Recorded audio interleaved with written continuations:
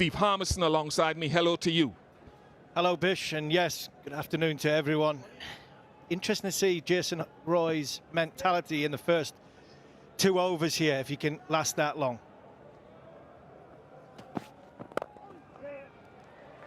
Sheldon Cottrell yesterday bowled him an absolute beauty. He hit him, Jason Roy in for 6. Here's the wicket from yesterday. He hit him for 6 over the top of the Garfield Sobers stand, and then he comes down the wicket, and it was a beauty by Sheldon Cottrell. Whether he's seen him come early, I'm not sure. He was going for that full Yorker in swing, perfect seam position. Jason Roy will be mindful and wary of the swing that the 2 West Indian opening bowlers got yesterday.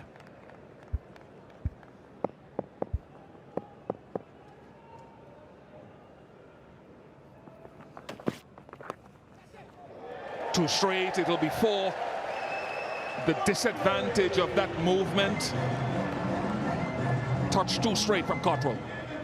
Too straight, and a good start from Tom Banton. That's what he would love to have had. First up, thinking about it in his cornflakes this morning. Just give me something on leg stump. He got one on his hip. Dispatched it away for 4. Confidence that'll give to that young man. Watch for the wicket now. Negated yesterday, it was 6 and 4 and out.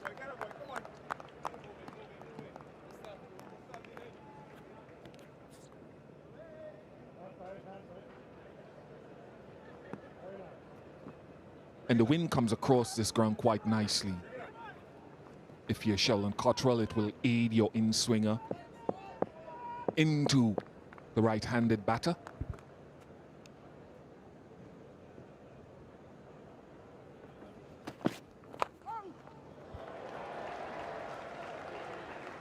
And it's also helping Bish, it's helping to that leg side. The leg side from the end that Sheldon Cottrell's bowl into. It's a short boundary to the leg side of the right-hander. The wind is going in that direction. Perfect for the 2 opening bowlers. Yesterday we've seen a lot of swing with the brand new Kookaburra ball. Sheldon Cottrell bringing it in towards middling off for Jason Roy, and Jason Holder knows this ground like the back of his hand. Bowling absolute beauty. Opening spell in the power play. Line, length and swing.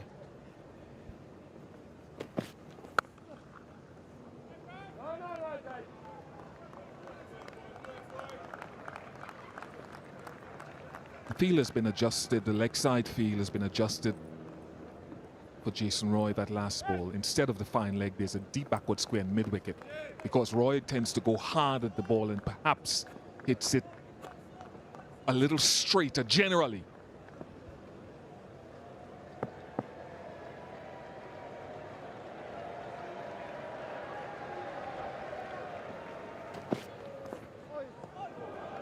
Six off the first over, 6 without loss.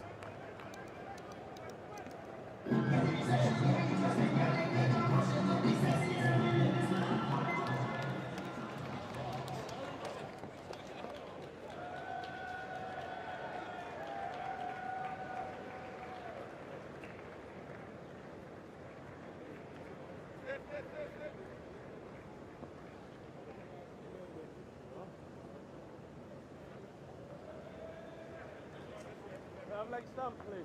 Thank you.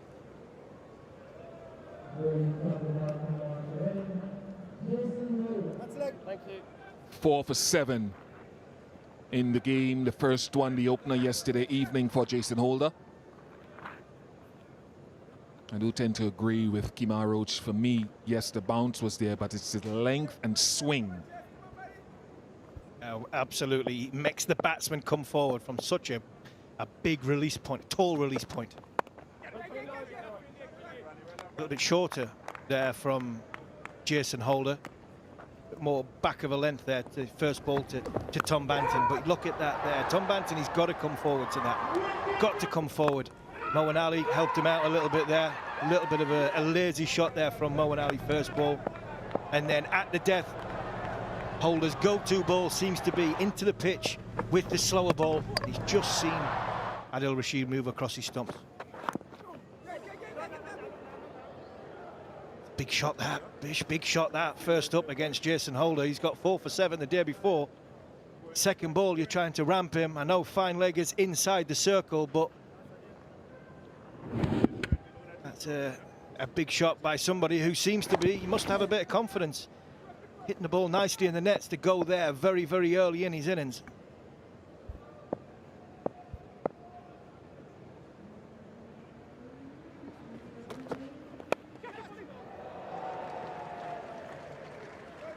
Good length again, and assessing conditions are key. The other thing, I just want to go back to the point that you made about the wind. So we talked about a short boundary hitting with the wind.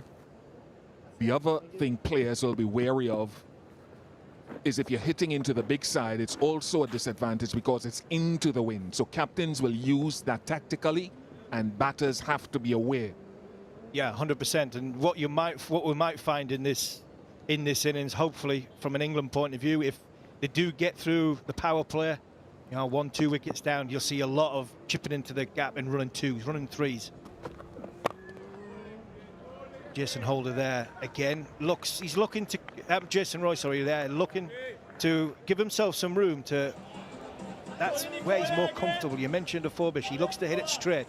He likes to hit the ball straight, but he likes to hit the ball over the sort of extra cover area. And he's just come down the wicket a little bit too early there and yorked himself. Again, Jason Holder getting the ball fuller, giving the ball a chance to swing with the wind.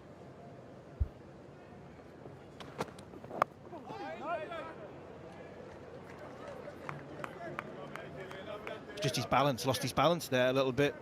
Jason Roy seems to just swing a little bit at the end, a little bit of late swing. Jason Roy correcting himself just at the last minute there. He's looking to turn that on the leg side. Got himself turned round. Jason Roy is trying to rein himself in here, just to assess what this pitch is going to be like. Excellent way to get out of the over. Pace off. 7 without loss.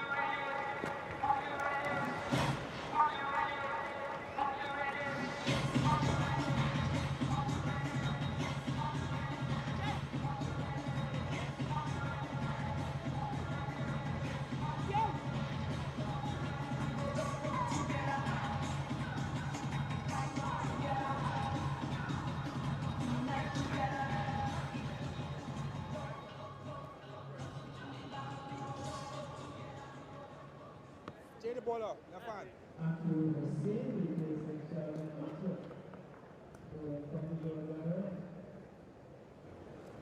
replacing Sheldon Cottrell. I think there's a little bit there, Keely. Akeal Hosein replaces Sheldon Cottrell. Interesting, after a solitary over. Hosein was very good yesterday.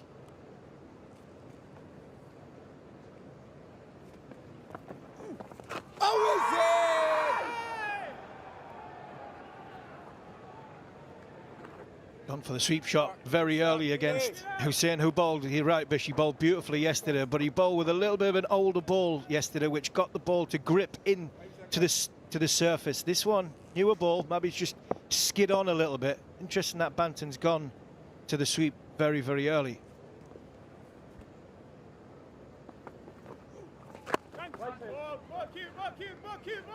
And I think we're also seeing left arm spin because we didn't see any swing from Sheldon Cottrell.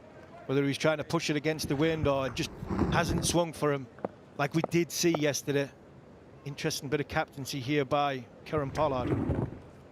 Banton will sweep and reverse sweep. Sweep, short boundary, 6. Good catch in the crowd. A beautiful shot by Tom Banton. It is one of his go-to shots.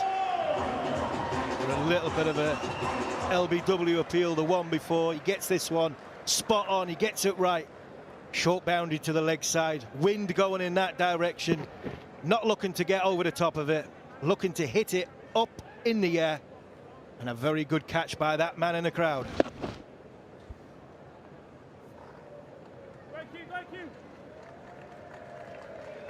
Yeah, a lot of batsmen might look to eye up that short boundary for obvious reasons. Tactically, contrasting sides of the ground.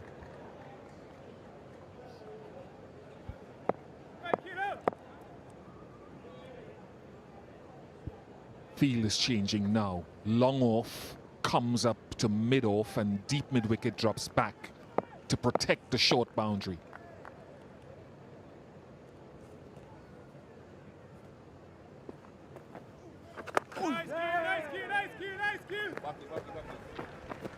One of the things that Hosein does, he can get the ball to spin, but he has a good arm ball as well.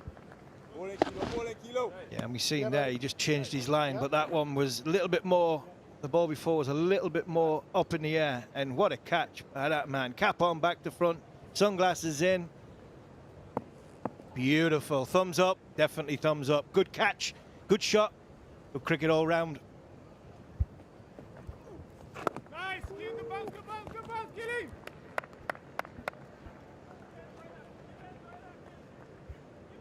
Roy's had his struggles against left arm spin as Jason Roy. He just seems as though his rhythm's not there, his lack of movement. He was like that with Jason Holder, the seamer.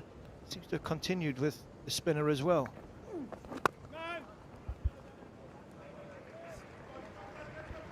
Eight off the over. 2 overs, 3 overs gone, 15 without loss.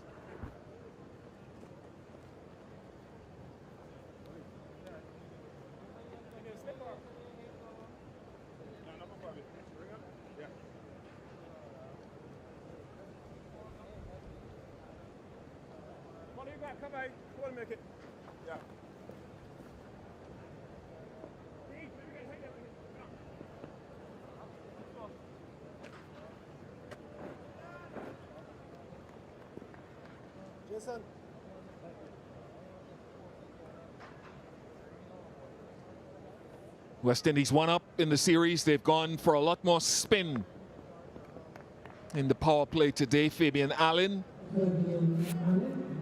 into the attack. Big side, leg side, into the breeze, remember.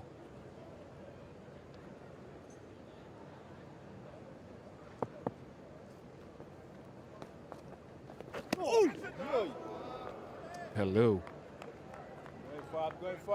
Bounce, Bish, this is bounce. Jason Holder got it to bounce yesterday.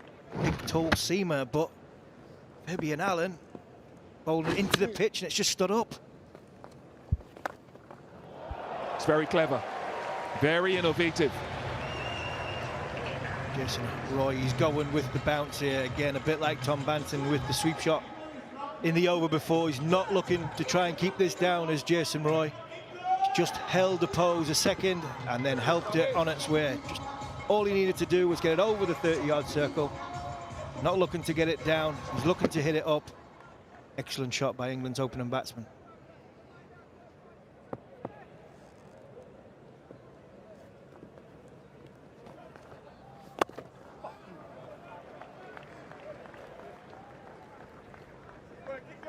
Yeah, it's fascinating that after the success of those two seam bowlers yesterday, they've gone to spin from both ends so early, particularly with 2 wickets to Cottrell in the power play, 2 to Jason Holder in 1 over.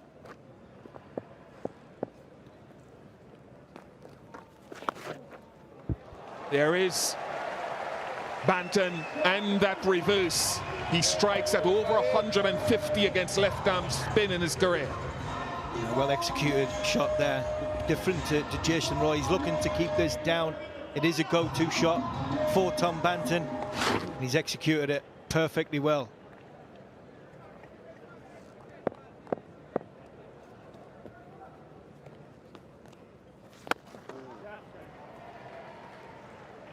I think possibly Bish with no swing in them first 2 overs and the short boundary one side. Maybe Kieran Pollard is thinking he might need his seamers for a little bit later on in the proceedings and not wanting to bowl spin towards the latter part of the 20 overs with short boundary one side.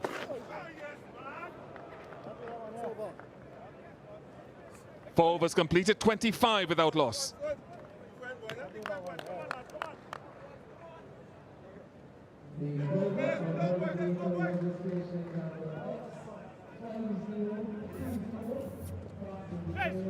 Let me get out with your head. Let me do it out with your head.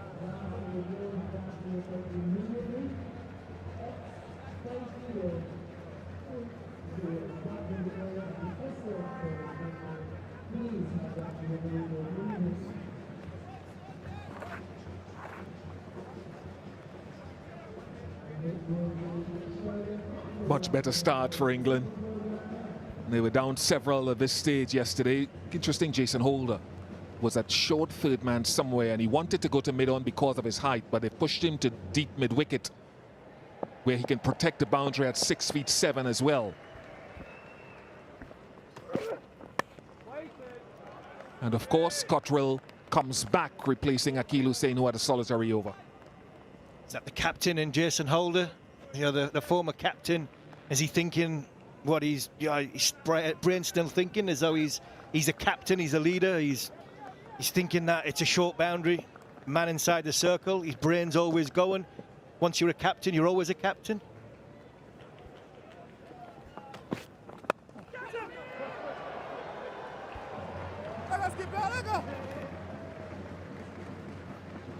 Yeah, I like to see that, because in my experience of playing and watching the game, sometimes you get former captains who want to distance themselves for obvious reason, to give control of the vehicle to the incumbent. You don't want to be in there to be seen or to obscure what's going on. But I like that he's putting himself and helping out the captain by choosing to protect high traffic areas.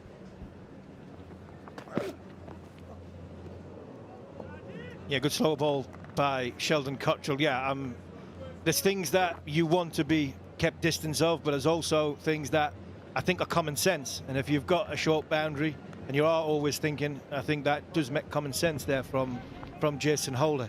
It just seems again like last night, if you hit this pitch, the inconsistency of the bounce, I think is very, I think from a batsman's point of view, it's very difficult to really trust the bounce that he can hit through the line of the ball. There's Jason Holder. And because it's so, not to be selfie-facing, but it's a bald pitch compared to some of the live grass we had on yesterday. I think those cutters and pace off could drag, really hold on the surface. Yeah, and I think that's why England made the change of... They were protecting Tamil Mills, but I think they were also bringing Rhys Toppley into the equation, because Rhys Toppley is around about similar height to Jason Holder. And I think that on this surface is why England have made that change. It's a good strike. It truly is a solid blow, and it's where Jason Roy is strong. Just looked as though he just seemed to go back into his crease there a little bit, Jason Roy. He's waited on the slower ball, and he's eased it through the leg side comfortably. The wind's gone in that direction, shorter in that direction, and even Jason Holder's height, I'm not sure if it had gone over that way would have been any good.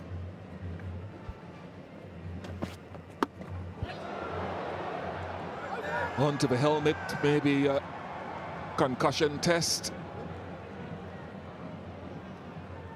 Coming up, 5 overs gone, 32 without loss.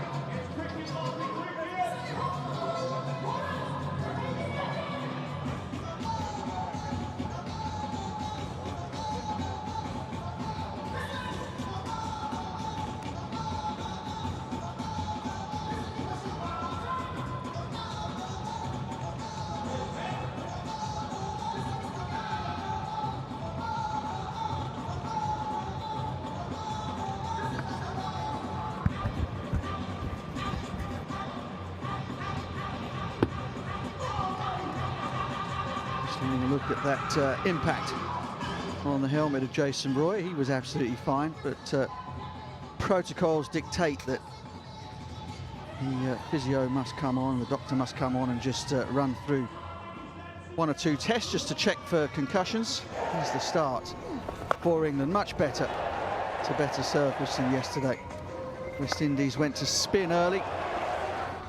Banton has gone the unorthodox route, and it's paid dividends for him.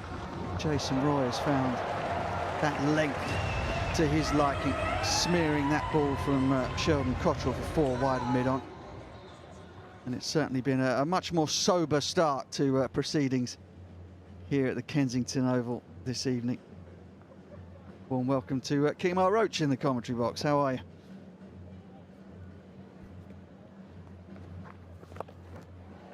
Oh, that's brilliant. He is so good at that. Comes almost as naturally as a forward defensive would have come to Jeffrey Boycott. Good afternoon, Butch. Good afternoon, viewers.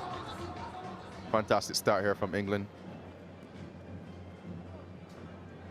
Just the start they want in the second T20. Obviously chasing the series now. They're down 1 love. Deep point goes out. Now. Oh, that's brilliant. He has stung that back at Fabian Allen. He stood his ground, kept his eyes on the ball. Instinct took over and pouched a really sharp caught and bowled. Fantastic catch there from Fabian. We all know how good a fielder he is. Pure reflexes. I'm sure he had a split second just to pick that up and catch it. It was struck hard from Banton. Amazing, amazing. Banton goes for 25, 18 balls. England, 36 for 1.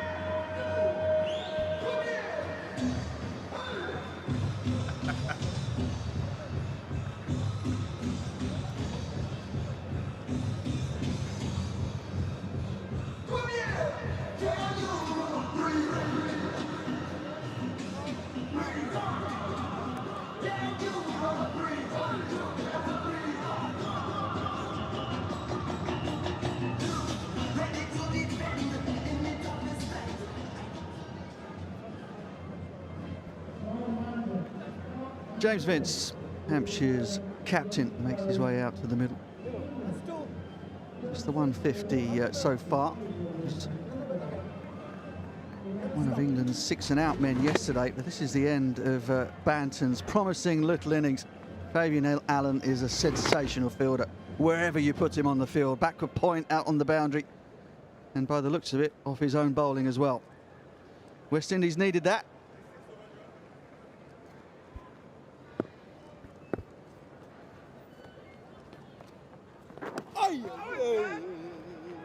Just interesting to see the way that the ball has bounced, yes, from the spinners, but it certainly hasn't gripped in the same way that it did yesterday. All going on with the arm of Fabian Allen. Seems like a much firmer surface. Lovely shot there. Fantastic from Vince. Good start. Second ball. Give himself some room. Hit the ball. Squared offside. Got 4 runs. Yeah, the footwork made this. Wasn't a bad ball from Fabian Allen by any means, but Vince got himself way outside the line of leg stump to create the width for himself. Crunched it away for 4. West Indies have taken a very different approach today than yesterday. They didn't even try to go length back of a length as they did yesterday. Almost went straight to the slower balls. Were you surprised by that? Most definitely. Most definitely. I thought of the ball a little bit more pace to start. Yeah. Oh, was that bowled him? I think that might have bowled him. James Vince is not convinced, if you'll pardon the pun. But that ball did just grip a little bit. I wonder if it might have taken the edge of Vince's bat. Vince isn't sure whether or not it came back off the gloves of Shea Hope. I have to ask Gregory Brathwaite upstairs in the third umpire's room if he can adjudicate. Vince is now wandering off, but we'll have a look upstairs and have a listen.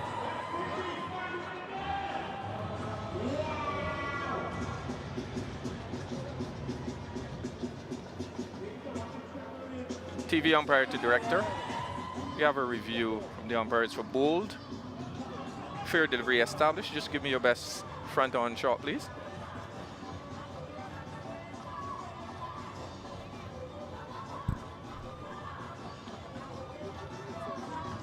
Thank you.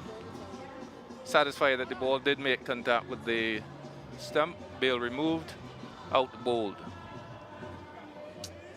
Well, that clears things up pretty comprehensively. Ball just clipping that bail. And on this occasion, the bail actually comes off. You'll recall back in the Ashes, Ben Stokes surviving after a delivery from Cameron Green, smashed into off stump, and the bails stayed put. Not on this occasion. And James Vince, who I think realised that the game was up, was already back in the pavilion. Seems to be a trend. Boundary and out from yesterday continues today. It's like garden cricket, isn't it? England were playing in the backyard, 6 and out yesterday. Moeen Ali comes out at number 4 for England. Made a first ball duck yesterday, caught in the gully by Fabian Allen off the bowling of Jason Holder. But it will be spin that greets him this time. Jason Roy, slow start for him, 11 from 14 deliveries. Power play is over. Field is back. Chipped along off, and Roy dodged through for a single. After a good start from England, I think West Indies will be happy to pick up 2 wickets in the power play, obviously pegging them back a little bit on a pretty placid pitch. Seems a lot more firmer today. Yeah, they've definitely changed tack. I mean, there wasn't a hint of trying to go hard length at the beginning with the new ball. Holder went very full and then went to his slower balls pretty quickly. And it's been pace off all the way on this different surface here at Kensington Oval. Good indication that the West Indies think is a good pitch as well, so Moeen Ali tucks this one behind square, draws through for a single.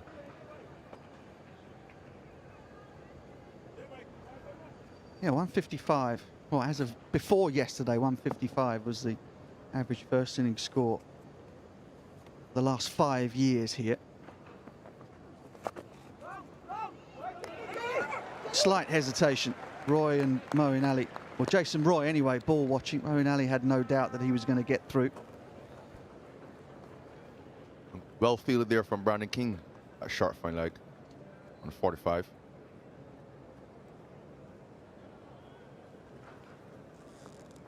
Fielder's back, long on, long off for Moeen Ali. Sweeper on the offside, 2 back on the leg side. Left field, Polly.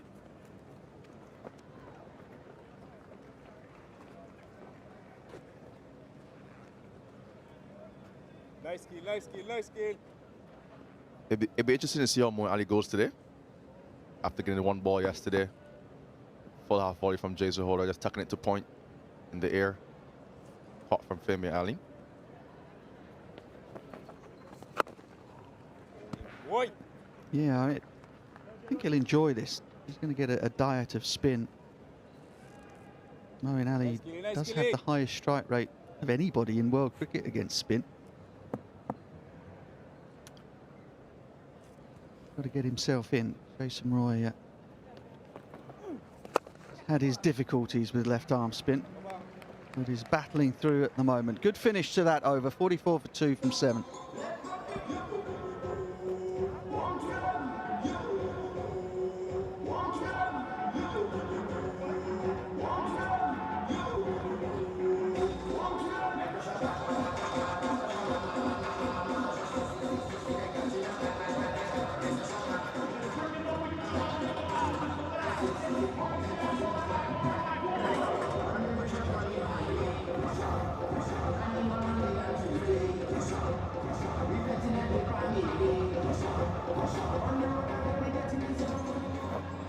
Bowling figures there.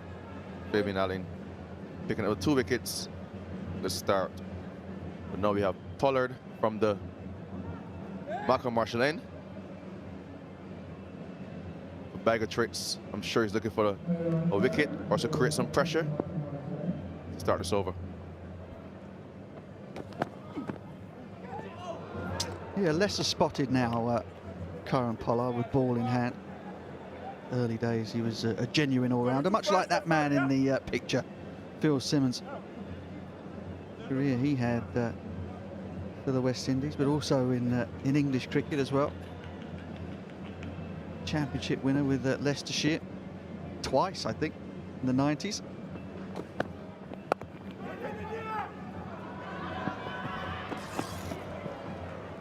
Scurry through there from Moeen Ali.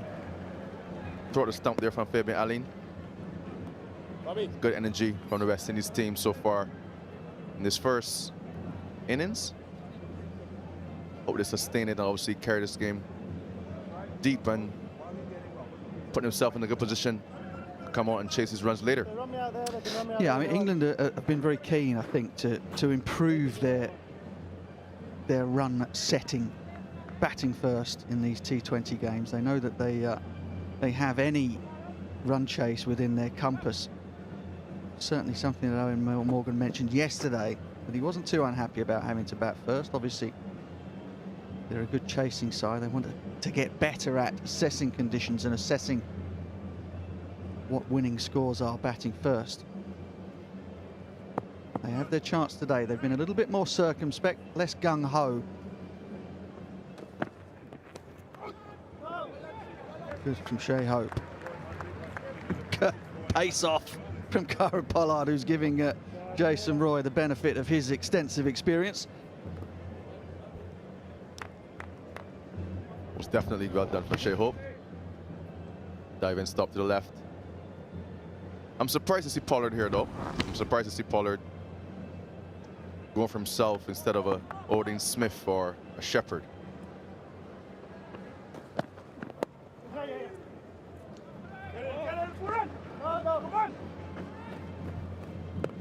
It's been really smart cricket from the West Indies. About assessing conditions quickly. They've done that with the ball. Liam Livingstone, I managed to get a chat with him prior to the game from about 30 yards away anyway, because he's still feeling quite weak. He's had some sort of stomach bug. Lost a load of kilos. Isn't quite ready to come back yet. Oh, have to hurry. Oh, direct hit, and Jason Roy might have been struggling there.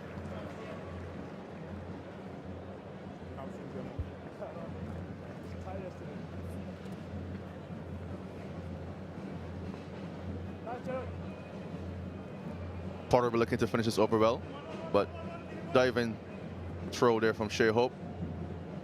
Very close, but I think he made it home. Just made it home.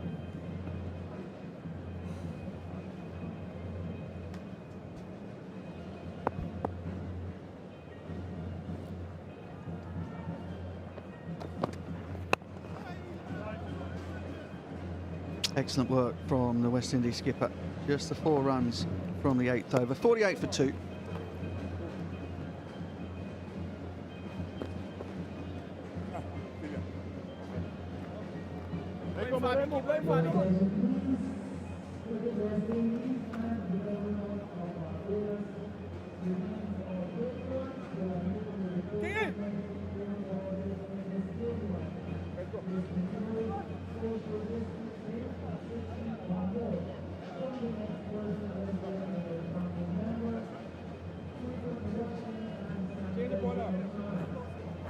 Well, there are those oft-mentioned ICC T20 international rankings. Top versus bottom.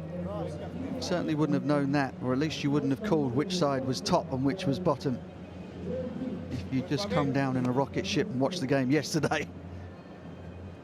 Comprehensive victory for the West Indies, who do raise their game whenever England land on these shores.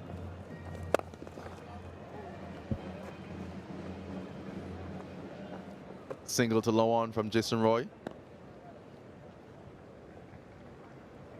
It's a different approach. It's a different approach from Roy this innings. I think he's given himself a more of a chance, obviously assessing the pitch. Probably not as comfortable as he would like to be, but he's finding a way to keep the scoreboard ticking over and just look for the ball balls when they come.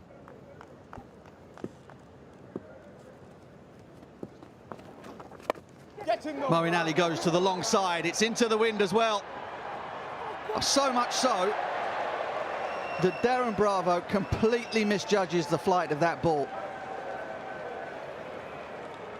And that is simply because he's looking into the sun. He's on the eastern side of the ground, but the wind has just blown that ball backwards towards Moeen Ali. There's a very strong breeze coming from the eastern side. Didn't even get close to it. Must have been a very, very strong breeze. Scurrying in and landing about a foot away from him.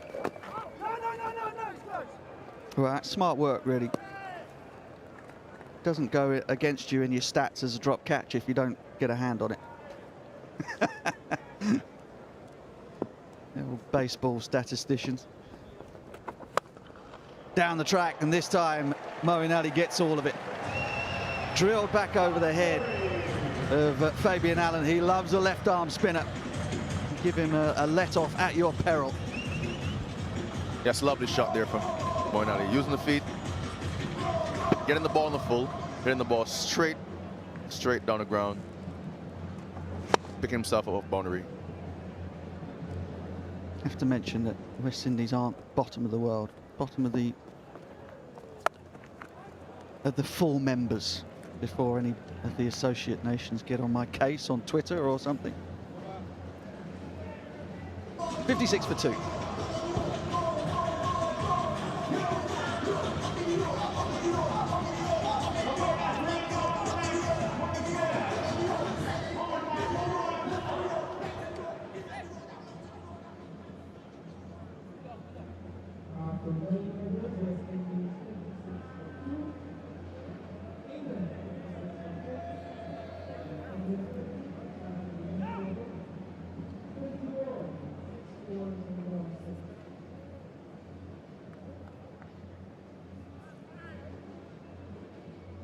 Exactly the same way as yesterday. Same time, same place, same result with the toss, just 24 hours later. Whoa, wild one. Yeah, extremely wide there from Pollard. Probably thought that Moeen Ali was going to chip at him. Just trying to bowl a little wider. Out of his reach. That's his first wide.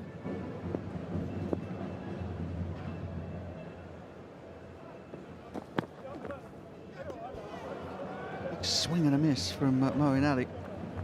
First extra of the innings at wide from Curran Pollard. West Indies have been very disciplined. Moeen has started very positively here. Looks much more comfortable in this second T20.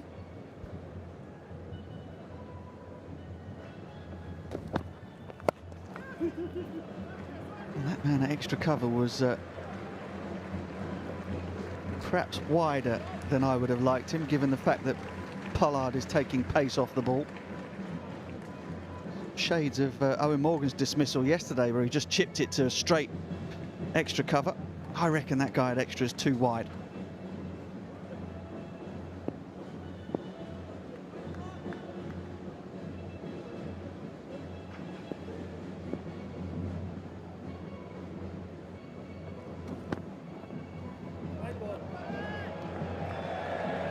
That's a wide again. Pollard is watching the batsman closely. Moeen Ali just moved over to the off stump. See what I'm talking about there? The guy at extra cover, Pollard is taking all the pace off the ball. The guy at extra cover is very, very square. And he's got a man behind him there at on the sweep. I'd have him much straighter. In the air. That's with the wind this time. Oh my goodness me. Unbelievable. West Indies was so good in the field yesterday, and that is a goober. Yes. After I complimented them yesterday for the good feeling and their showing yesterday, pretty easy catch. Got very under it. Misjudged it. Straight through his hands. Unfortunate. I don't know, unfortunate. You might be being a bit kind to your West Indian compatriot there, Keemar. He didn't lay a glove on it. Another one that doesn't go against you on the stats. Again, that straight extra cover, perhaps in the game. Moeen Ali living a charmed life here at the moment. Yes. I just see it again. Oh, he didn't even get a hand to it. Probably the breeze.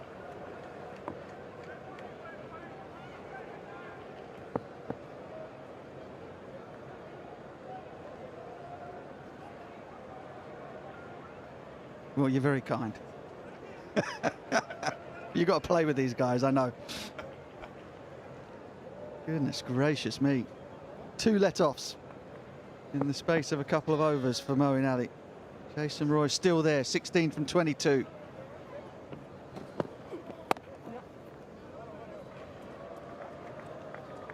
Roy hits this one just to the right of cover, to left of cover, and jumps to it for a single.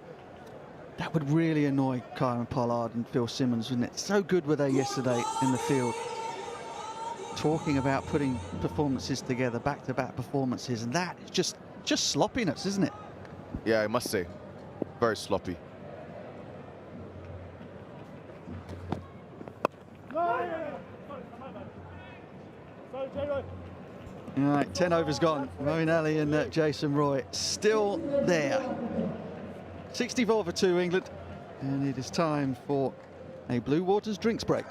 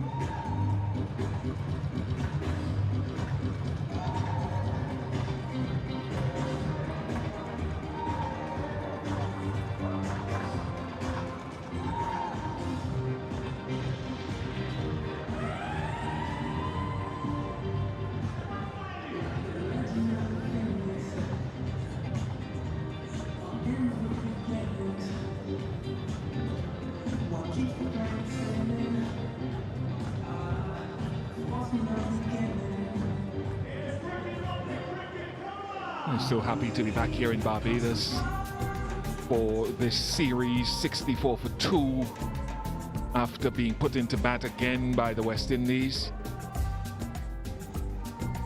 Jason Holder and Sheldon Cottrell not picking up any wickets in their first surge, and 2 of them have gone to Fabian Allen. Oh my goodness, this is why we're so grateful to be here. We can sample and taste the coastal areas, the beaches, some of the fine cuisine of this wonderful tourist destination. Of course, a business hub as well, in the business of sports tourism is prevalent. Fabian Allen, wicket taker so far.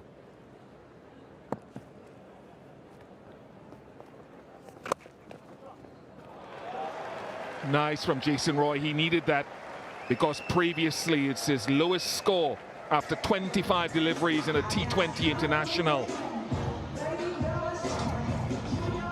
A little bit of a quiet start for Jason Roy, but he's been building and building his confidence as he's going, but as his rhythm's going as well. Getting to trust the pitch. And there he's waited and waited for an execution was perfect.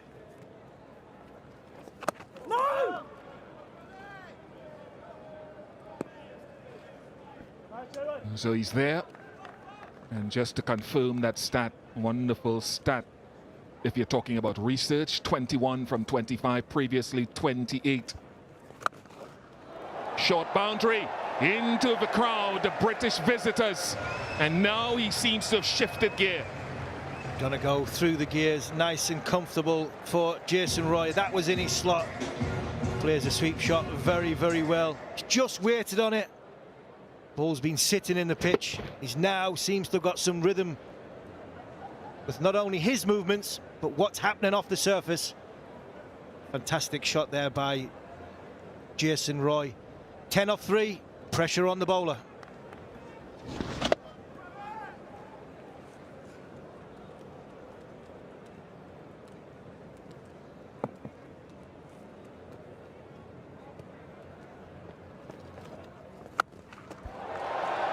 That is some thumping. That break in play certainly had discussions and a shift of tempo. Well, Bish, there was a lot of talk about Jason Roy's 100 off 36 balls 2 days before the first T20 international on the pitch very next to the pitch they're playing on. One of the biggest talking points was the 6 he hit over the Garfield Sobers stand. That was off a Barbados under-19 bowler. This is off Fabian Allen. This is off an international bowler in the slot. The sound is beautiful. Nothing needs more to be said there. Jason Roy knew the minute the ball hit the middle of his bat. It's new balls, please.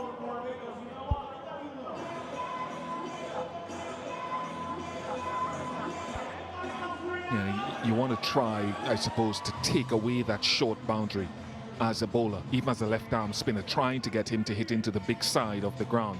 He's dragging everything onside for those 2 lovely strikes. Unbelievable that Darren Bravo didn't lay a finger on the opportunity that he had. And Nicholas Pooran, almost the opposite, seemed to push the ball against him. Those are chances you have to take. Yeah, and at international level, I think both chances have got to be taken. I think he stood, Bish, for 15 minutes before the game started. We've seen Phil Simmons hitting catches either side of the wind. Both sides trying to go with the wind and trying to get the fielders to get used to what the conditions are. So I agree, both should have been taken. Into the gap. 20 off the over so far with 1 delivery to come. Well, this is, again, Fabian Allen not learning from before. He's giving him just that little bit width outside off stump. Got to tuck him up a bit better. He does get him to hit offside, but the sweeper is very straight. What a magnificent over for Roy in England, 88 for 2.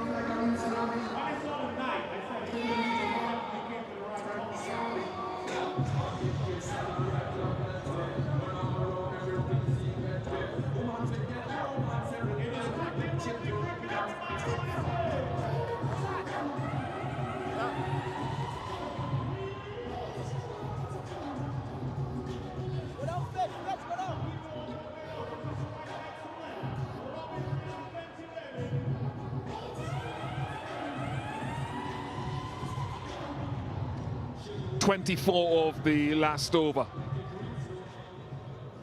And again, Roy, he's just been given a little bit of room outside off stump. He's fetched it onto the leg side short boundary, but this time he's waited for it.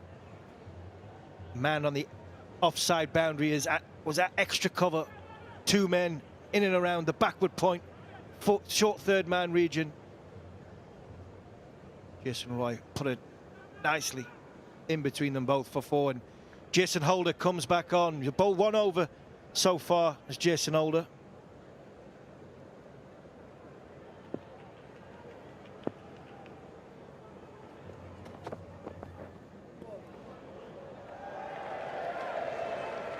I'd see a little bit more of that as the game goes on, where the bowler is, Pollard did it as well, trying to get Moeen Ali to hit offside, trying to take away the short leg side boundary. Yeah, and I think this is the wrong way to look at it. I think on a surface like this, where it's sitting in the pitch, I'd want Moeen Ali to be driving me, because then he brings extra cover and cover point into the game, the fielders. The one thing about this surface pitch, I think the ball is sitting in. The higher and harder you bowl into the pitch, it's very, very difficult to time the ball. I think we've seen quite a few times Moeen Ali hit the ball through the extra cover region. It's gone in the air. So I'd be encouraging Moeen Ali to hit in that area, just because one might hold in because of the height of Jason Holder, and he brings the two fielders on the offside and play that's in the ring. I'm glad you said that, because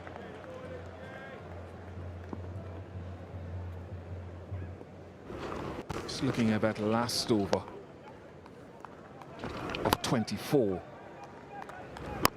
A couple of good leg side hits, and then when he went off stump, he went short instead of full, because the sweeper was straight instead of square. We'll come back to it.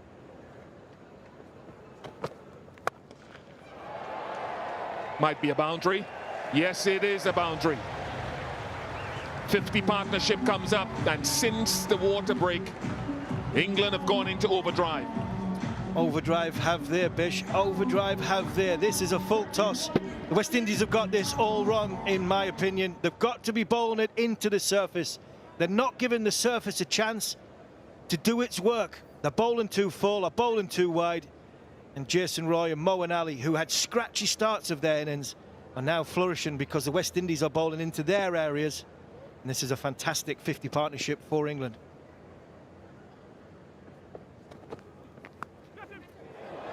That'll be 4 as well. The wheels are coming off here for the West Indies. They're going full, going wide. Extra cover out on the deep boundary. A man backward point on the boundary. On the longer side, Moeen Ali's walking across the stumps, looking to look at that short boundary, and he's managed to get a top edge on it. It's too wide. Hit the pitch, Jason Holder.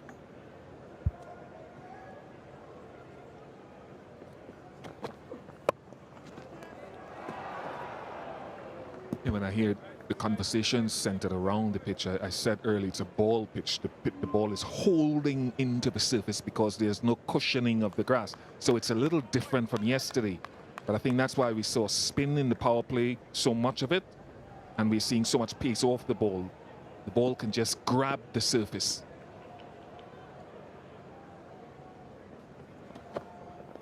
No. 97 for 2.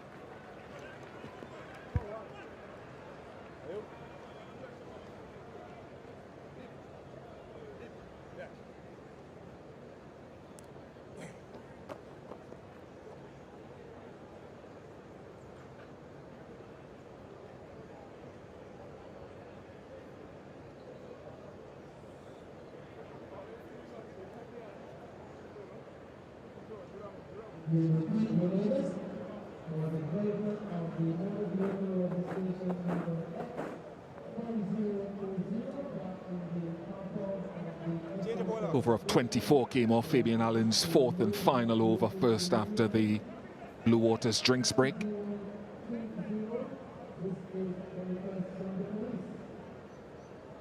Romario shepherded into the attack.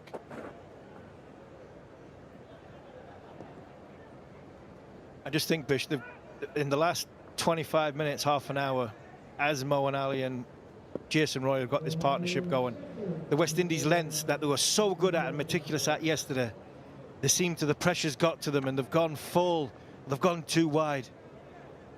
Tall bowlers hitting the pitch, inconsistency of the pitch, let the pitch do the work for you. I think that's gone out of the game plan, and it's probably cost the West Indies 25-30 runs on a wicket where you think it might be a low-scoring game. That could be the difference between winning and losing. Things are running in their favor, to be honest. They're making their own fortune if you can do that. 100 up. Well, if everything went against England yesterday, And it was the perfect day for the West Indies.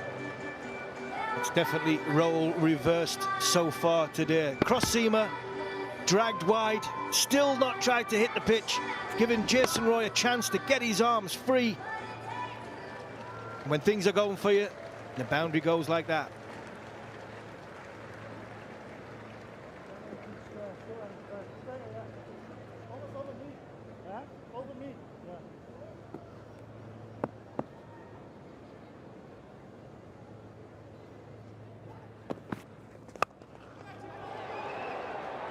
Taken. The big hands of Kieran Pollard and a wicket for Romario Shepherd. Jason Roy is disgusted with himself. He bangs the turf with his bat. He knows that was in the slot. Romario Shepherd is just again another, I think this was a back of the hand slower ball into the surface. Stuck a little bit, and the captain's not going to drop that. So many times we've seen Kieran Pollard in that fielding position at the end of the game. Jason Roy goes for 45 and England are 101 for 3.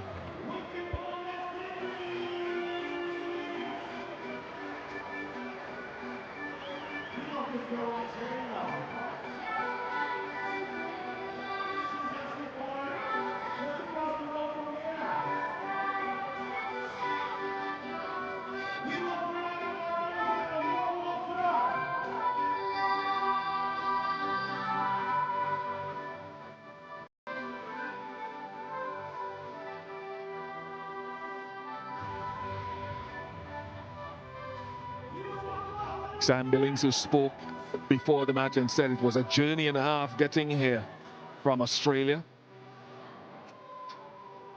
Yeah, we talked about Romario Shepherd. When they go hard at him, he takes pace off the ball, and you can see your point about it being back of the hand, but also why they're bowling wide of the off stump, because batsmen are trying to drag it to the short side. Yeah, drag it to the short side, and that's why Sam Billings has come in to this arena instead of Owen Morgan, the England captain. He's dragged it straight down Kieran Pollard's throat. Good catch by the captain, but I think Billings has come in because left and right hand combination to keep the short side in play.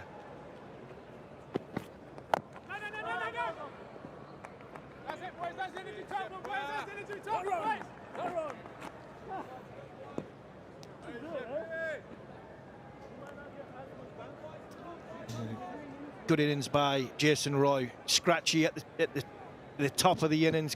Couldn't quite get the pitch, but as he managed to get himself his movement and his rhythm in good nick, he then went through the gears, and as we know, destructiveness of Jason Roy. Very good 45 off 31 balls there for England. I think what Sam Billings brings to the equation, I think, is a lot of nudge and run. You'll see Sam Billings are very, very quick between the wickets. I'm not sure Moeen Ali would have been overly keen to see Sam Billings coming out to the crease, because a lot of running might take place in the next sort of 10-15 minutes when Sam Billings trying to get himself in before he starts to sort of go through the gears like Jason Roy done.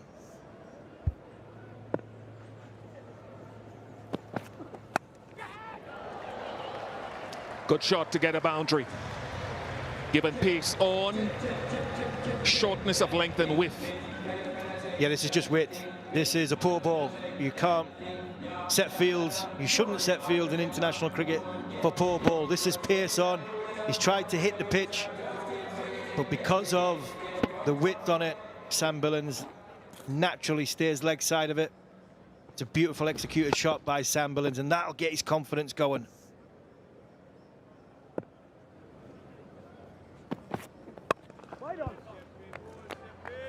.105 for 3.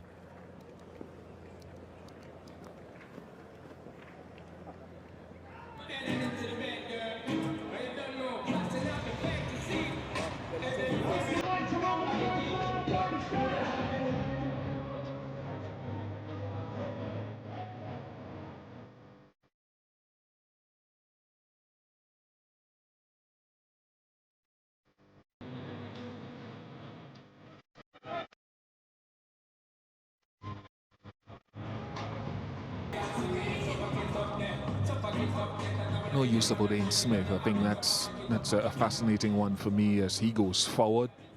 He was used sparingly with the ball against Ireland. 1 over for 4 in the first T20 yesterday. No overs yet. Pollard back in the attack.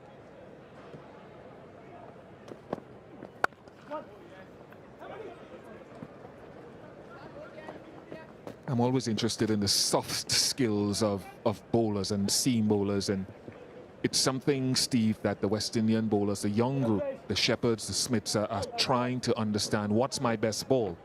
What we've seen from Romario Shepherd is a developing array. With a low slingy action, he's got the off cutter, but he's also got the leg cutter, and then he bowls a slingy little in-swinging Yorker. Yeah, and it's also putting that all together with the amount of technology there is around the world and the research that other teams do. It's not being predictable. And having all the different variations of balls you've got, you also have to have a feel, I believe, at the top of your mark of what you're going to bowl, and then not complicated by changing your mind.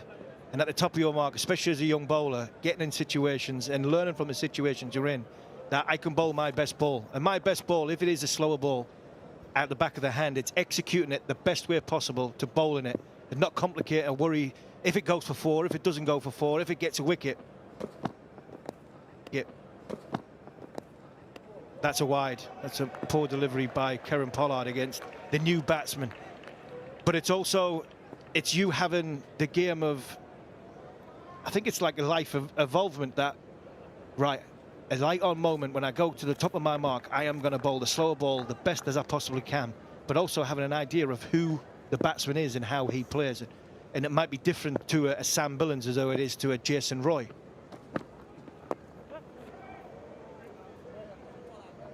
And somewhere like a Jason Roy who opens up the offside, I might have to bowl it that little bit wider.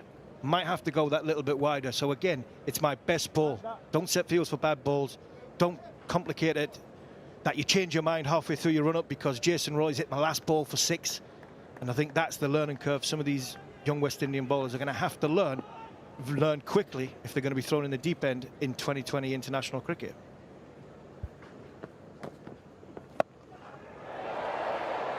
Short side, and all the way for 6. They're lining up that boundary over there.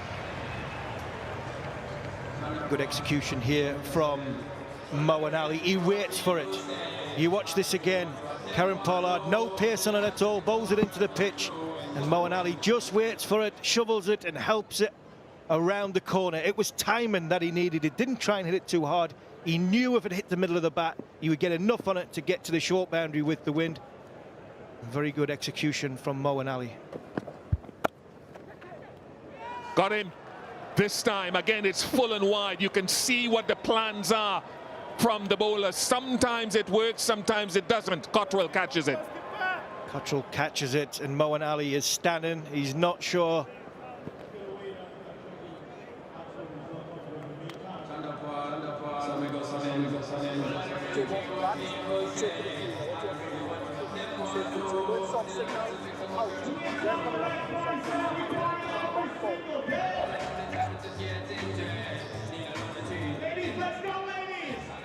Thank you, Nigel. Thank you, Joe. Coming up for Bumble, soft signal out. TV umpire to director. We have our umpire's review for Bumble. Soft signal given is out. Front foot check, fair delivery established. Can you give me front on, please?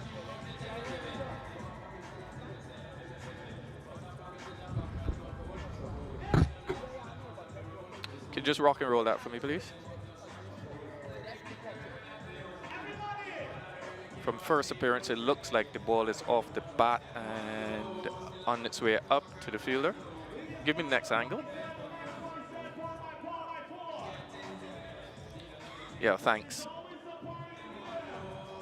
I'm satisfied that that's off the bat and straight to the fielder.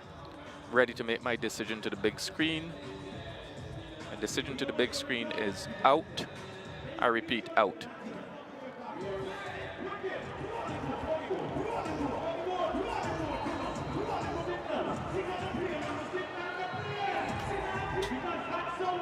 Yeah, Moeen Ali has to go 31, a well-made 31 off 24. England 114 for 4.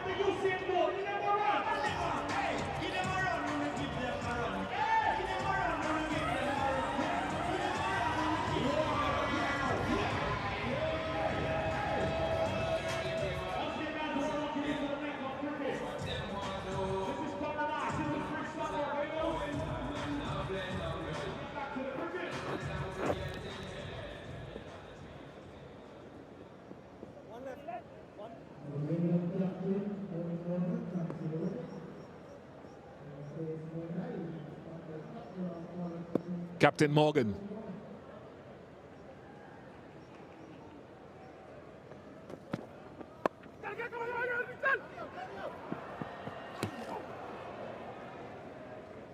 Ten and a wicket in the over. 115 for 4.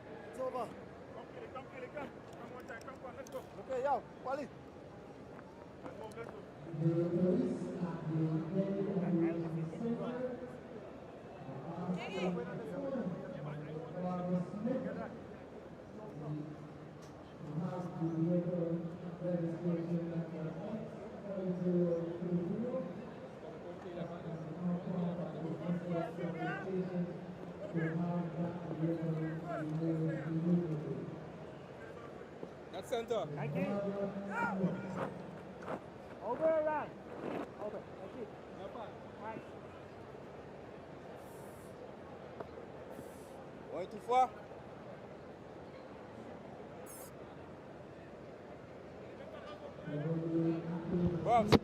Yeah, this is the wicket. A good catch by Sheldon Cottrell. Good bit of bowling, good planning from Karen Pollard.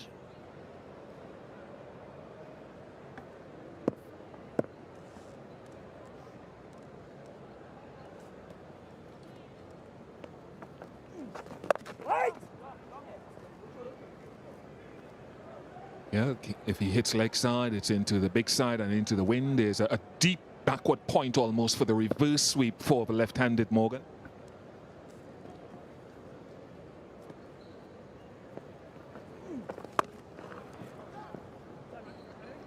And the fielders in the deep on the leg side. They're in the deep. They are literally on the line. I think I'd have if I was captain, I'd be having them in at least 10 yards. Morgan and Billings very quick between the wickets. He's coming round to you. That's about game management on the leg side to make sure that you're saving 2. You're not giving 2 runs away. The wind's coming in against you, so the ball's going to hold up. If you are too far away, it's an easy 2, and the confidence that the batsman will get off the back of that just demoralises the bowler and the fielding side.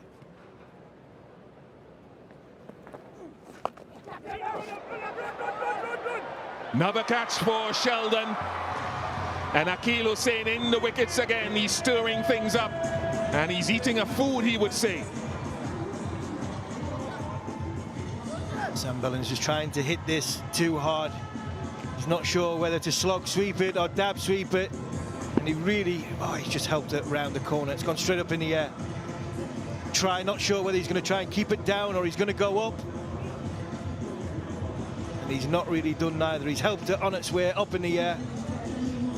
Good bowling by Akeal Hosein. Good catch by Sheldon Cottrell. Sam Billings goes for 5, and England 116 for 5.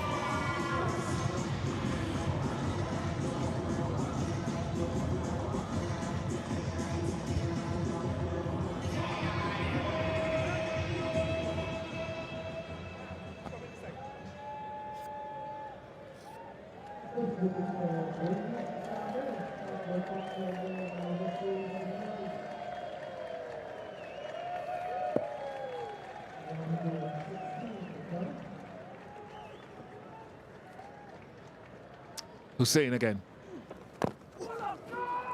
Yeah, I think it's a challenging surface, especially as the ball has gotten older. It's holding in. It may not be spinning as the one yesterday, but it's holding in the surface as the ball has gotten older. It is, and it's very difficult for the batsman to trust the bounce of the pitch to play the shot. Just wondered if that over of 24 of Fabian Allen was going to take England away from the West Indies. But in the last 20 minutes, England have pressed the self-destruct button, possibly trying too much to hit the short boundary. And I think that has been their downfall.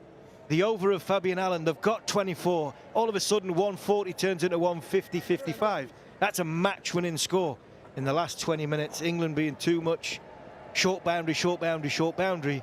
I think they've just brought the game back in the balance and more into, with the West Indies back into the game a little bit here with Chris Jordan coming to the crease. Seen the benefit of going for the short boundary and the downside of it in 30 minutes.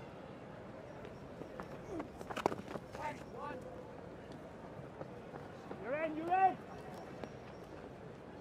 118 for 5.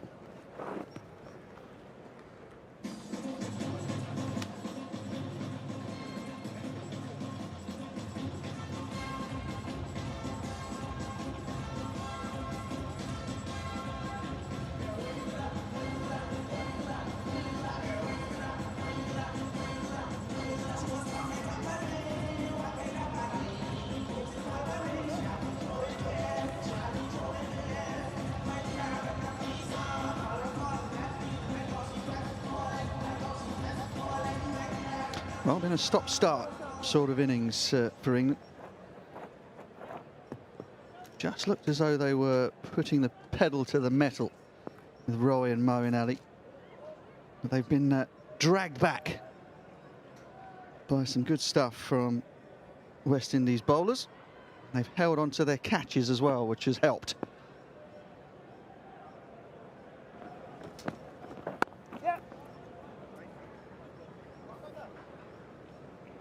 Well, here are those last 3 wickets to fall. Jason Roy was the first of them. Slow ball from Romario Shepherd. Tried to drag it short side and ended up finding Curran Pollard. And Moeen Ali round one to Sheldon Cottrell, who probably doesn't find himself at first slip very often.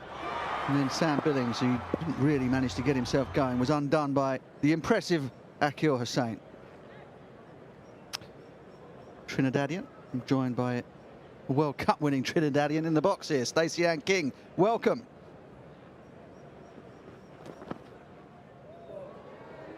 And good afternoon to all our viewers. And good afternoon to you as well. How are you? Well, I know you got nailed by the dreaded lurgy. Went back in Jamaica. You had to quarantine. Yeah, I'm here in the flesh now and happy to join you guys. Oh, just wide of Shea Hope. Moment of fortune, captain to captain, and Morgan gets 4. Yeah, much needed 4 for skipper Morgan. And what I like is the bowling from West Indies. They've actually tried to take away that leg side from England players. Yeah, I wonder if England have just, yes, they've become preoccupied with that short side, but there are so many 2s to be had if you chip it out to the long side. Yeah, not getting away with that. Curran Pollard. Just run the ball out to the man on the sweep on the offside. You've got 2 runs virtually every time. You're just seeing the Manhattans of England. Wickets falling in the last 3 or 4 overs or so. You hit the ball out there to the right or left of that man on the boundary. It's 2 almost every time. And it's a chance as well, because as much as the West Indies bowlers are trying to force that issue to bowl further outside off, there are a number of wides as well. And of course, anything, any bat on that can be 4 runs as well.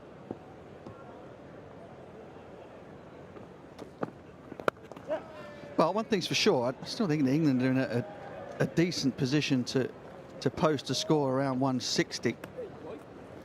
They've not lost one of Moeen Ali or Sam Billings in the last couple of overs. They may even have thought they could reach 175. I happen to think that this is actually a pretty decent surface. Don't want to disagree with my esteemed colleagues, mainly because they're bigger than me, but there are runs to be made out there.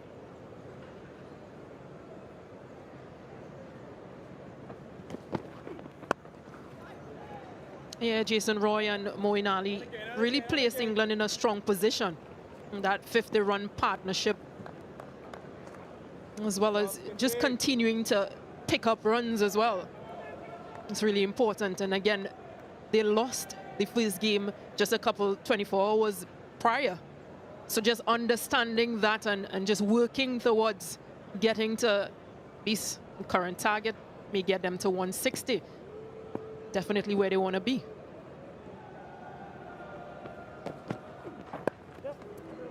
Yeah, just a few numbers from the Kensington Oval. 155 average score, and that wins you the game half of the amount of times in the last 5 years. 128 for 5.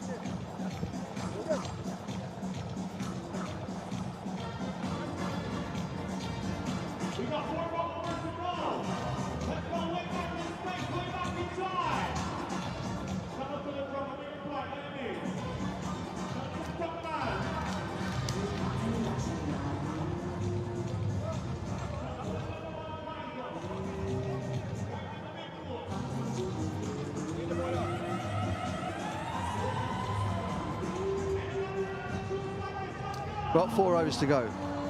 24 deliveries for England to try and power their way to something defendable here. It's been an interesting innings. England having periods of dominance and then the West Indies clawing things back. England very keen to right the wrongs of yesterday. I think Jordan may just want to repeat his innings from yesterday. That 28 of 23. Hit some massive sixes. Yeah, there was one particular one that smashed into the Jumbotron screen. Apologies if that's the wrong make. It made an absolutely magnificent sound off the bat yesterday. But let's hope that West Indies bowlers would have done their homework. I'm just trying not to bowl too many slower balls to him, because again, he bowls slower balls, so he understands. Shepherd would have some work to do. He bowls a lot of variations as well, back of the arm, as we saw. That wicket of Billings. And he's around the wicket now. He's going to try and bowl the ball wide of off stump. Jordan is now standing outside off stump himself. Brilliant. 2 players trying to out-bluff one another. And it's Chris Jordan that comes out on top on this occasion. Yeah, he'll definitely have to bowl a much more off-stump or further off-stump line. Just straying here. And Chris Jordan getting some bat on to it, and with fine leg up. It's 4 easy runs. Yeah, only just got some bat on it, though. It wasn't a bad effort from Shepherd. Almost managed to sneak it behind the legs of Chris Jordan, but as you say, Stacey Ann, it's a risky ploy with fine leg up. Tries to go wide of the stumps this time, and it's off the bottom of the bat. 2 giants down there almost wipe each other out in Holder and Pollard. And England scamper back for a couple. Good feeling in the end. And they saved that boundary. Feeling has been a bit atrocious. 2 drop catches or missed chances. But they weren't even drop catches, were they? You have to get a hand on them to be drop catches. But they haven't been made to pay quite as hefty a toll as they might. Moeen Ali, the recipient of generosity of the West Indies. Oh, that's made that sound again. Oh my goodness. Well, what an effort, but that is an absolutely monstrous hit against the wind from Chris Jordan. That's extraordinary, and well might he have that smile on his face. That has gone. Without the wind, that's a 110-metre carry over extra cover. Yeah, that's a big hit. Good attempt by Fabian Allen, who was airborne, and I think probably just tried to throw it back in, but missed all entirely. But Chris Jordan, it's your show again. Wow. Likes the water here in Barbados, does Chris Jordan. He has smoked that. Down the ground this time. Pollard is straight at mid-on, doesn't managed to get the middle of the bat on that. I'm just... No, the power of the modern player is something else. But that's an incredible hit. It really is.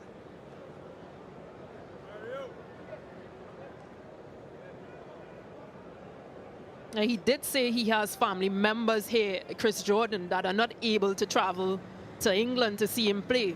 So he's really putting on a show once again.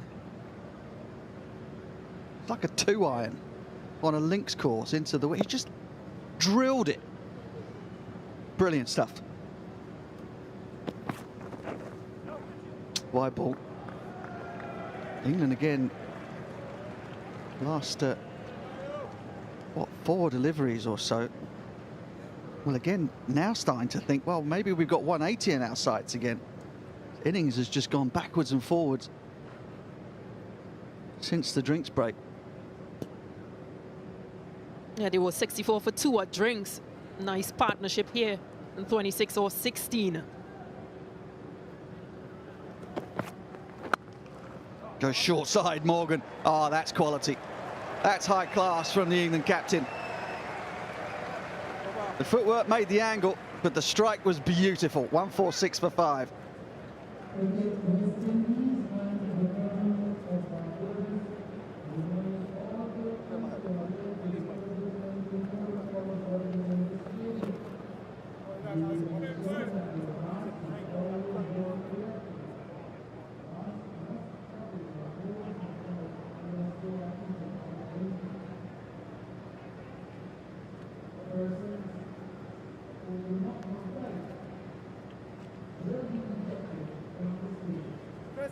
Well, concerned look on the face of Phil Simmons, is doing his best Yul Brynner and the King and I impersonation down there in the dugout. This is the last ball of the previous over. Eoin Morgan with a bit of inventiveness. And that over has really propelled England towards, could be a big old total here at Kensington Oval. Jason Holder into his 3rd over.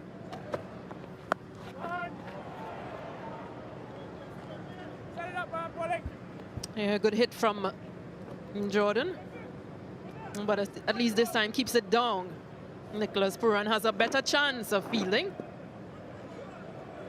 Yeah, you got the problem with the, I mean, it happens every day, setting sun over the western side of the ground.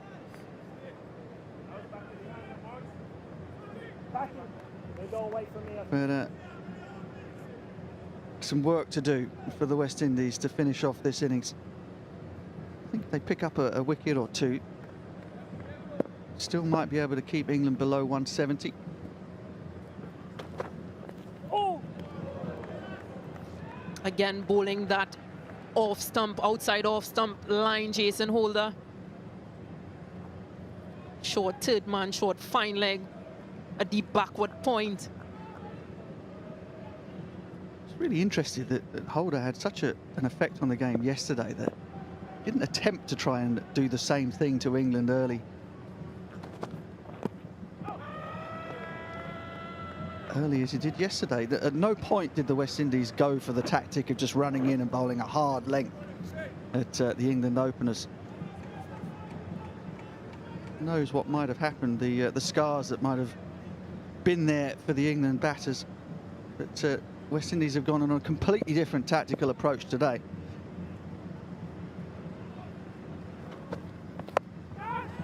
In the air, should be out. Is out, no mistake made down there on the boundary. I think it's Brandon King.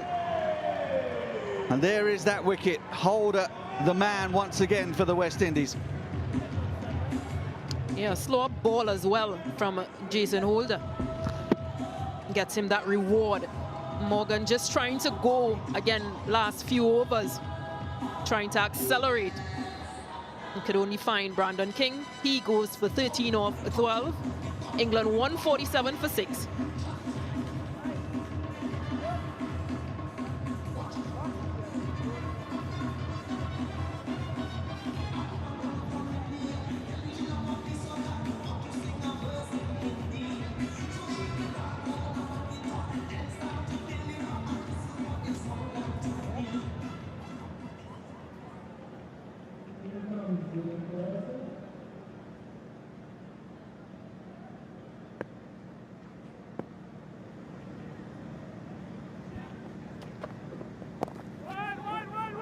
Slow ball again. Jordan shouts two, but I don't think even he will get back on this occasion. And that is a, I was going to say superb over from Jason Holder, but one ball left, two runs and the wicket of England captain Eoin Morgan thus far.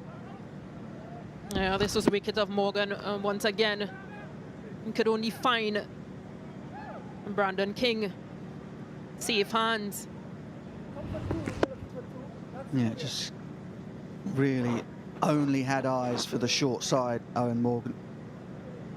Got himself across his stumps, looked to try and drag that ball into the short leg side boundary. Completely miscued it. Wide ball first up for the new batter, Liam Dawson. Yeah, and again trying to take pace off that delivery, Jason Holder. This is the story so far. England 149 for 6, 17.5 overs. Jason Roy and Moeen Ali are really standing out.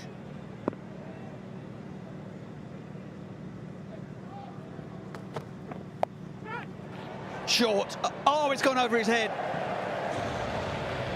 Just cannot get a handle on the long boundary and the wind. Nicholas Pooran came charging in. He went straight over his head. 4 to finish the over, 153 for 6.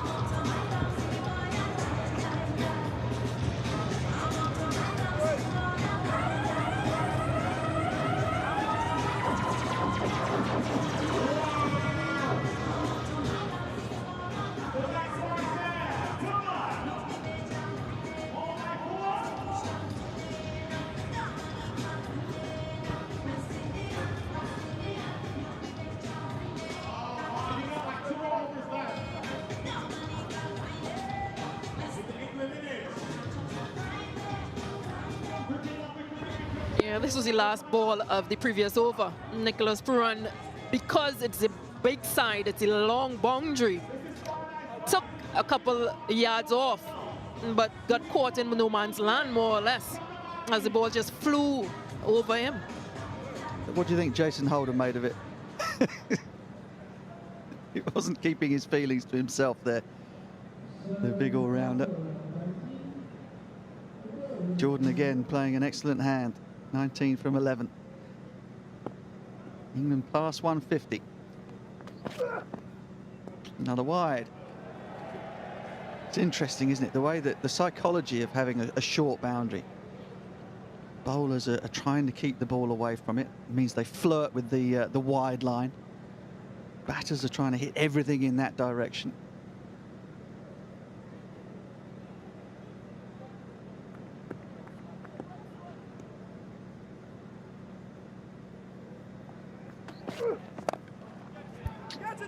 Top of the bat, won't make it out to Jason Holder, who's overrun it.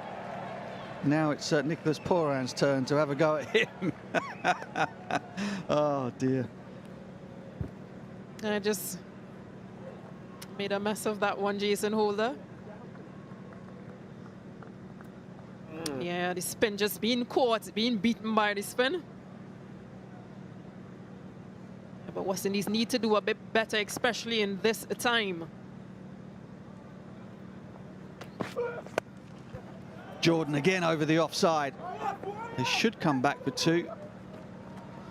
Flat throw from Pooran, but once Jordan gets his head down, there's no running him out. Yeah, he's taking advantage of every opportunity, Chris Jordan. Yeah, interesting. The approach from the West Indies was completely different right from the very off. Yesterday, only 9% of their deliveries were slower balls. Today, a third of them have been slower balls. And England have got 158. Oh, there's no fortune for Sheldon Cottrell. But Chris Jordan, well, for him, fortune is definitely favouring the brave.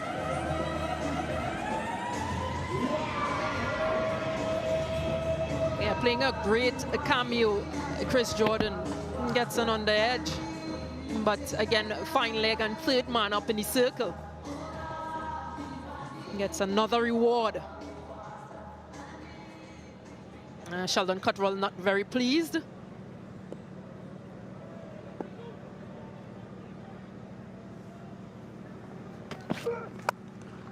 Toe of the bat. That won't get over Jason Holder, and he makes no mistake. Another sparky cameo from Chris Jordan is snuffed out by Jason Holder. He screams to the heavens in anguish, but has the damage already been done? Yeah, tried to clear that long off boundary, but again, it's hard, it's difficult to clear Jason Holder. And Chris Jordan goes for 27. Was England 162 for 7.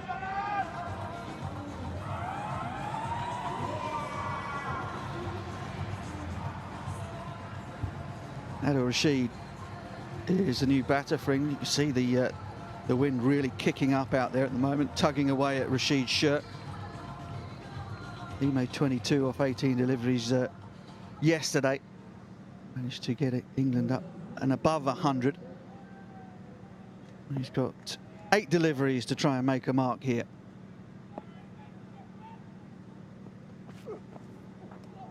Swing and a miss.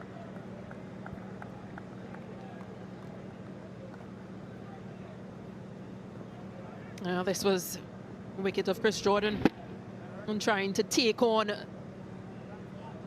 Jason Holder, but a comfortable catch in the end. I'm just disappointed, but a good cameo by him.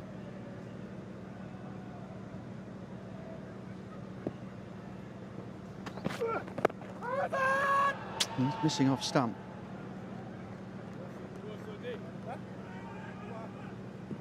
Well, it's a really good over from Sheldon Cottrell. Comes back and bowls the 19th. 10 runs from it, but he got the important wicket of Chris Jordan.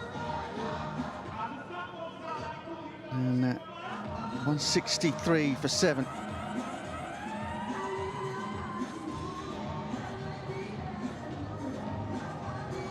Feeling the rhythm here at Kensington Oval. It's been that topsy-turvy innings, really. One side on top, then the other. But England have got beyond that 155 average first innings score. I think they may be happy at the halfway point. The West Indies will feel also that they're not out of it. A much better surface than yesterday. Holder with the last. Slow ball again. I should run too. Just a single. Yeah, I think England will be quite pleased with getting at least a 170 plus. They've played their sweep shots. They've played all along the ground. Really confident shots as well. They'll also be thinking to themselves, as you've got these two at the crease at the moment, Dawson and Rashid, they've got Liam Livingstone to bring back into that batting lineup. Smashed away, but straight at the fielder. Fabian Allen, well, he has fabulous hands. And once again, Jason Holder picks up another wicket. Yeah, he's not going to drop these, Fabian Allen. Jason Holder once again striking. He's trying to get as many as possible. Mahmood. Well, the batters are getting out to the middle promptly. Dawson departs. Saqib Mahmood, I think, will take strike. Yeah, the ball was hit hard and flat out to Allen. So Rashid unable to cross.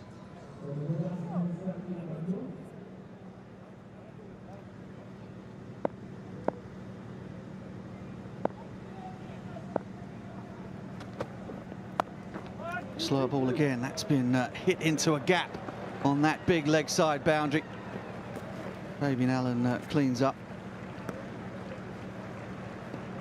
Jason Holder in the wickets again. 4 for 7 yesterday. His career best in all T20 cricket. Picked up another couple today. Yeah, this was the wicket of Dawson. And those safe hands of Fabian Allen.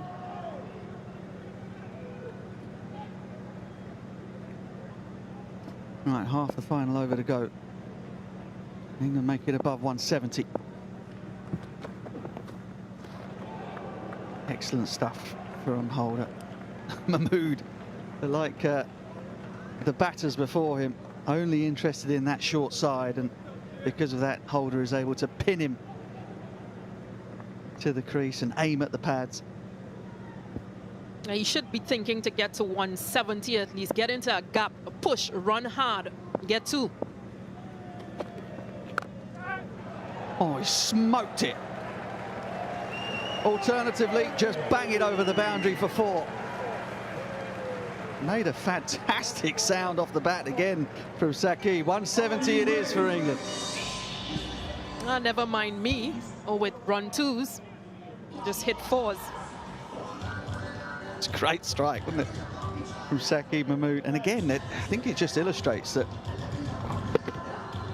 the surface has got runs in it. West Indies have tried to take the pace off where they can, but bounce has been, well, in comparison to yesterday anyway, bounce has been beautiful. Gone right onto the middle of the bat. And this is now going to be a very challenging run chase for Kieran Pollard's men. Yeah, up to 170 with just 1 ball to go. Now Holder has protection, long off, long on. 3 fielders between deep backward square leg and mid wicket.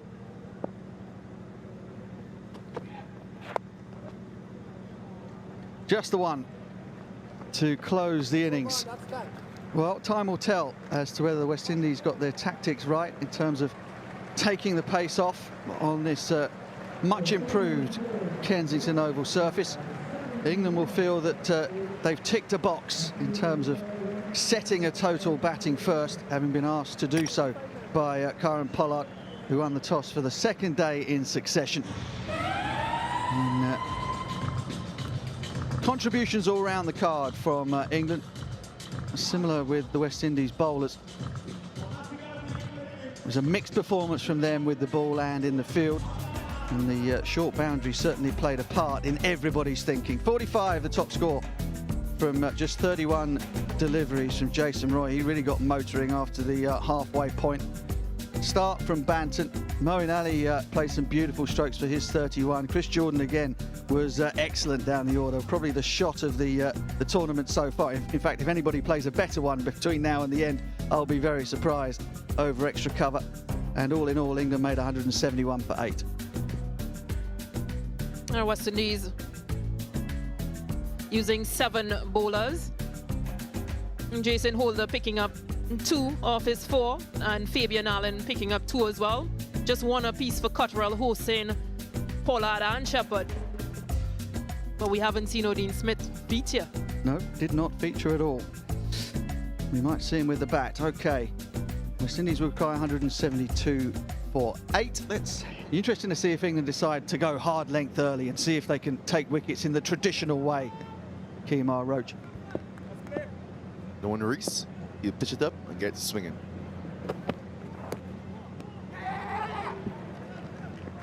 Well, Billings into action straight away. It's a wide ball. The ball did swing. Reece Toppley certainly gave it a chance at that length. Yeah, I've had the pleasure to play with Reece at Surrey in the 4-day comp. Very skillful bowler. Definitely gives it a chance to swing. More effective in its full. I'll be interested to see how he goes here under the lights. A little bit of moisture. Brand new ball. Let it go. Swing again, but down the leg side.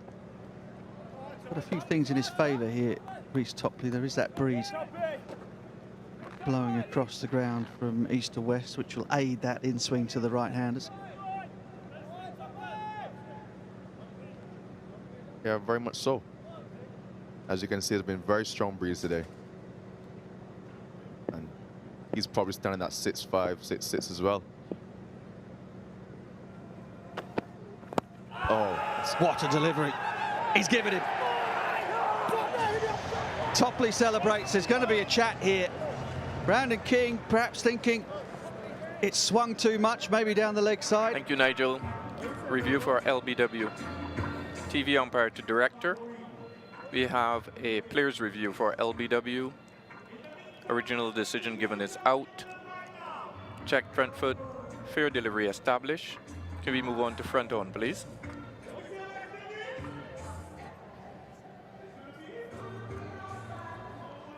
It doesn't appear to be any bat. I'd like to use Ultra Edge to confirm that.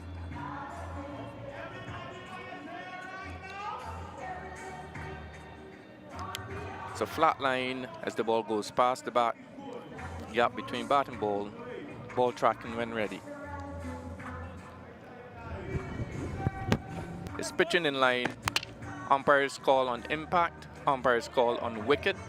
I'm going to go back to Nigel on field. Nigel, I'm going to ask you to stay with your original out decision. You're on screen now. Make your signal. Well, it was an excellent decision in the end. The ball just clipping that leg stump. Brandon King hadn't got across his stump, so I suppose he was right in thinking there was a possibility it might pass by that leg stump, but he's gone for naught. Hero one day, zero the next, and England have their first. 3 for 1.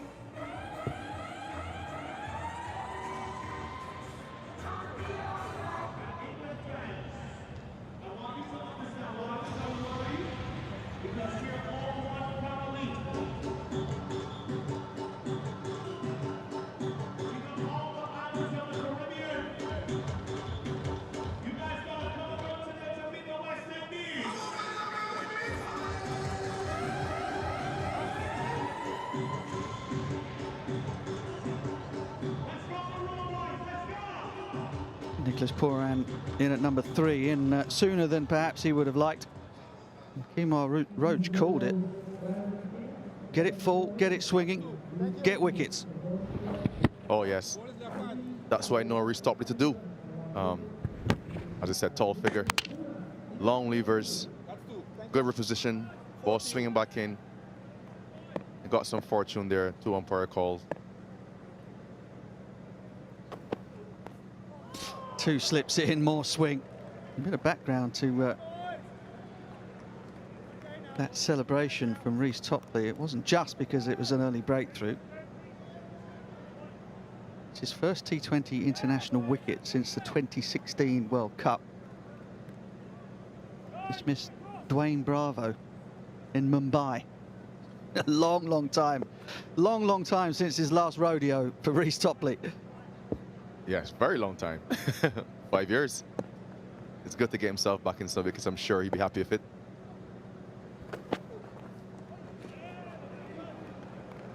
Morgan is definitely attacking. 3 slips. A little bit of shape on the ball. Very aggressive feel. Backward point. Cover very square.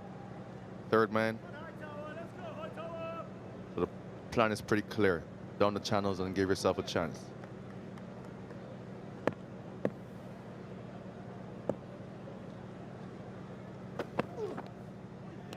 Oh, good pace, good movement, good carry from Toppley.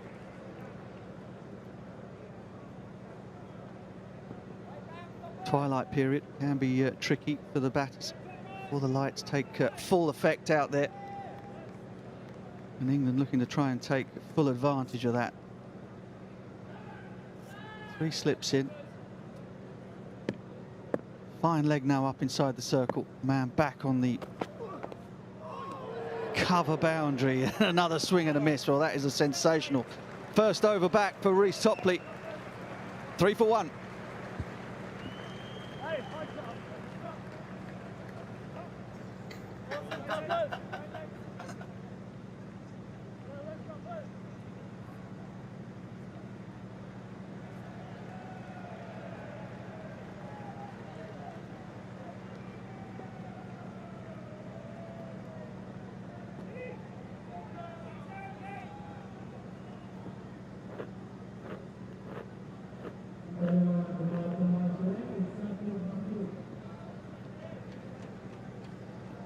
Saki Mahmood will open the bowling from the Malcolm Marshall end.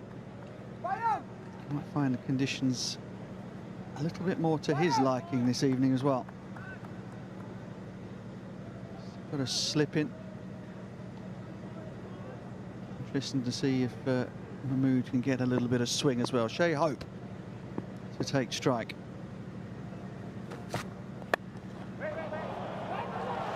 Mix up.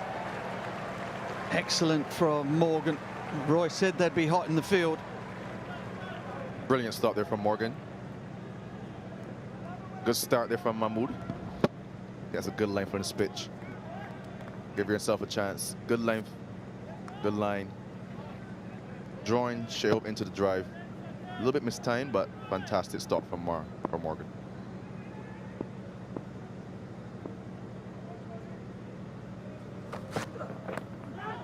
Oh, nip back up. He will get that ball to dart back into the right hand as Saqib Mahmood. I think we've got our answer, haven't we? England have decided they're just going to run up and try and bowl a hard length top of off stump. And I think that's the best way to go. If you're going to go from the last game, the wicket did a lot. Once you hit that seam, once you hit that pitch, a lot of different bounce and carry over to the keeper. So it'll be interesting to see how the West Indies will counter-attack that this innings.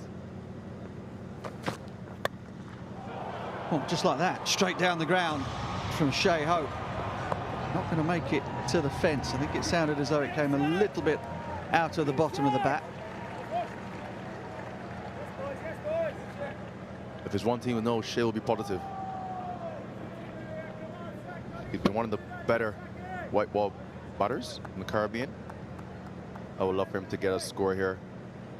Obviously, get himself going in his T20 career.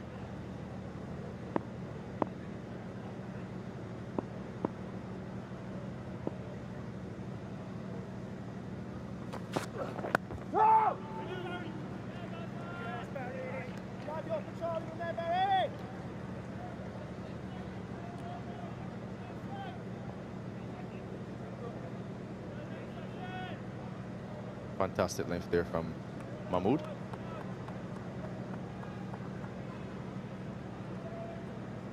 I think the plan is quite clear.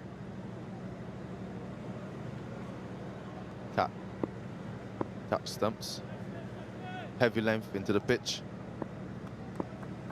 Let the pitch do the work for you.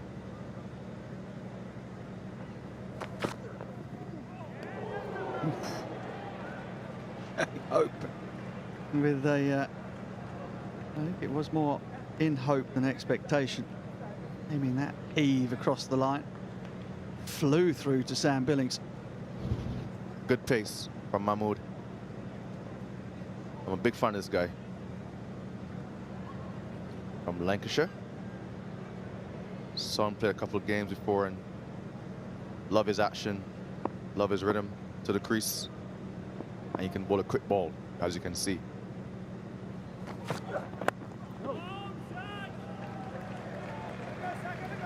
Well, it's another excellent over, this time from Saqib Mahmood. 5 for 1.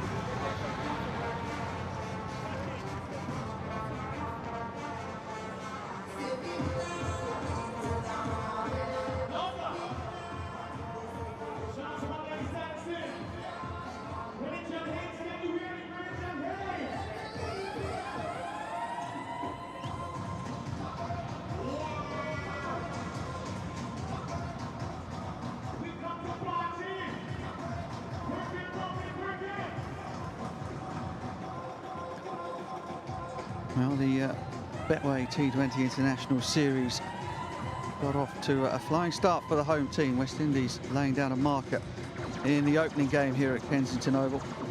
England will feel that they're on top in the second, and the games come thick and fast after that. Wednesday afternoon, and then next weekend, another double header, Saturday and Sunday, to finish things off on this leg of the Caribbean Tour. England, of course, will be back in March for 3 test match series, with 1 or 2 things to sort out between now and then for their Red Bull team. team selection will definitely be one of them. Interesting to see what the squad will be for that test series.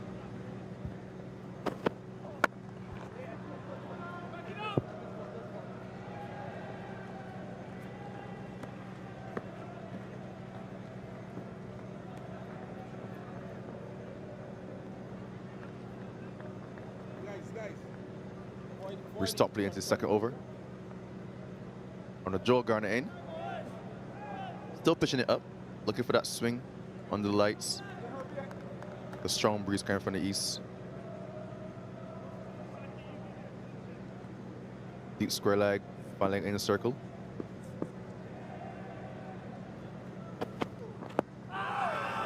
Full and swinging again. Shai Hope got a big stride in, probably passing down the leg side.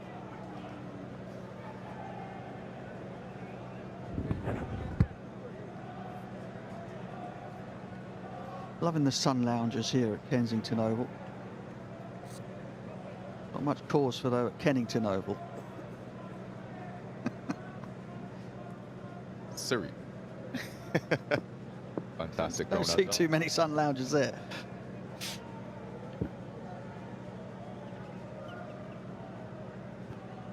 So one or two tweaks on the field.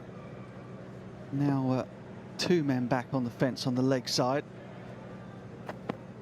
Oh, that's a magnificent delivery and a terrific stop. Oh, has he run him out? What a brilliant, brilliant effort that is from Rashid Toppley. That is unbelievable. That's fabulous cricket all round. We have a review for run out at the bowler's end.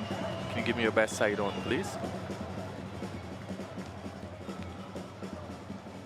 Ball has broken the stumps back well short. Thank you. Ready to make my decision to the big screen. My decision is out.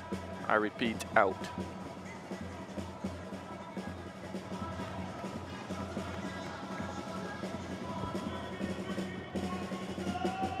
Great athleticism by Rashid Toppley.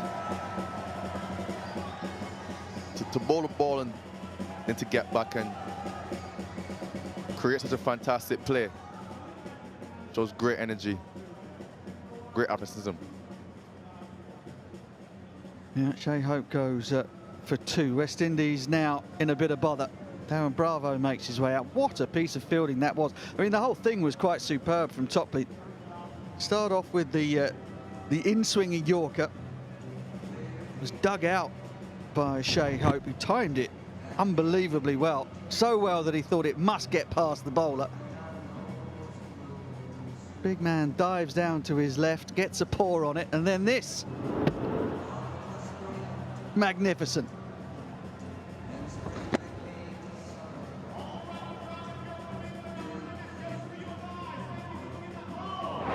Simply brilliant there from Toppley.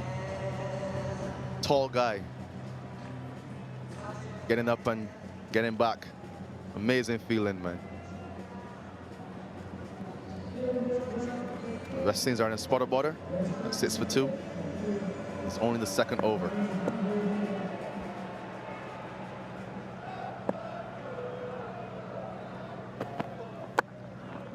And Toppley giving it a chance to swing. Couple of slips in.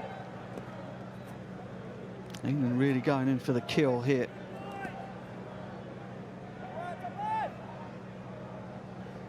Another part to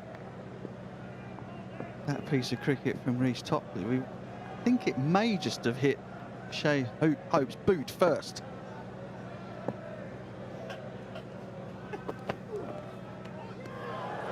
Another swing and a miss. Let's have a look at this. I think he might have been out LBW. It's hit him on the toe. I reckon that might have been out LBW, if not run out.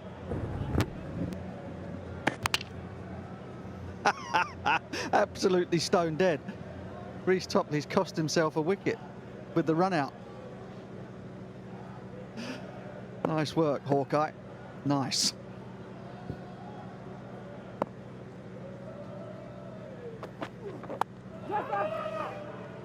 Brilliant delivery. What an over. All action stuff.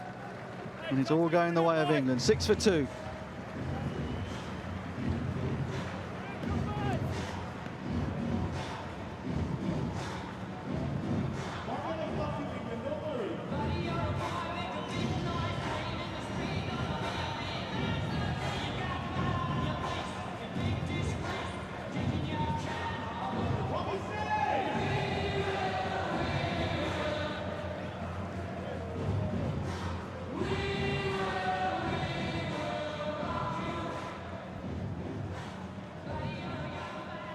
Well, the West Indies batting lineup as yet untried.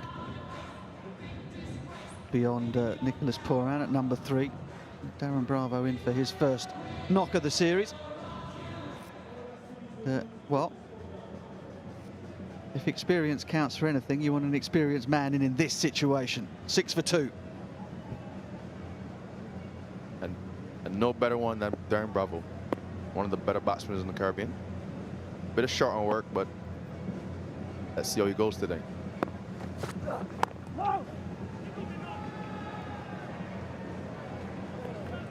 Hard length from Mahmood. The ploy most teams use against Bravo is the short pitch bowling. Let's see what plans England have come up with. Yeah, that is for sure. Teams have traditionally gone at him, haven't they, with the short ball. I suppose the one thing against that, particularly if he gets himself in, is that the short boundary is down there on the hook from Saqib Mahmood, but it's still worth a go early on, you would think. Flashes hard at that one with no foot movement outside off stump, but gets off the mark. Good stuff from England so far. Picking up 2 wickets in the power play so far. I think they're on course to build some pressure and put it onto the West Indies batters, making them have to pull a rabbit out of the hat for this one. It's only in the 4th over, Kemar. Right, 2 left-handers at the crease for the West Indies.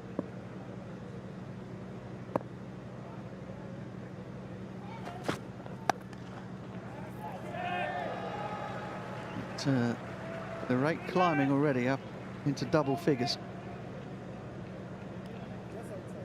165 from 99 now. Required rate is exactly 10 from here on in.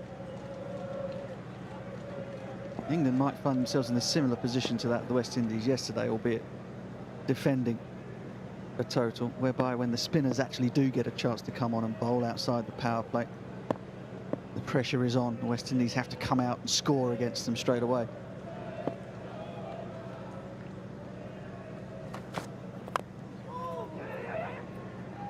Big heave from Pooran.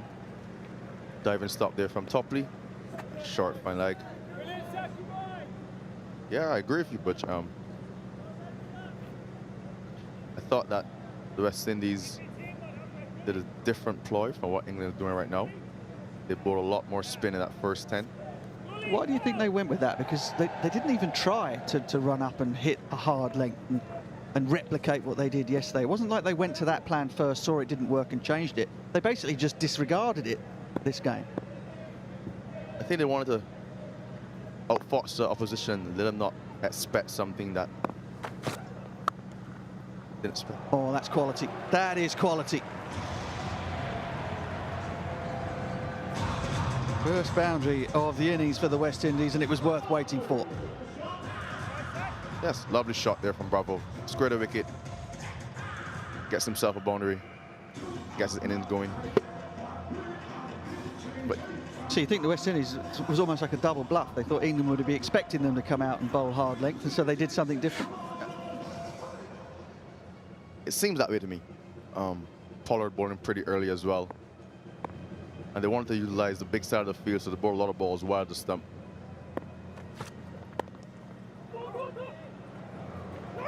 Shout of 2. Darren Bravo quickly kiboshes that idea. End of an eventful over. 13 for 2.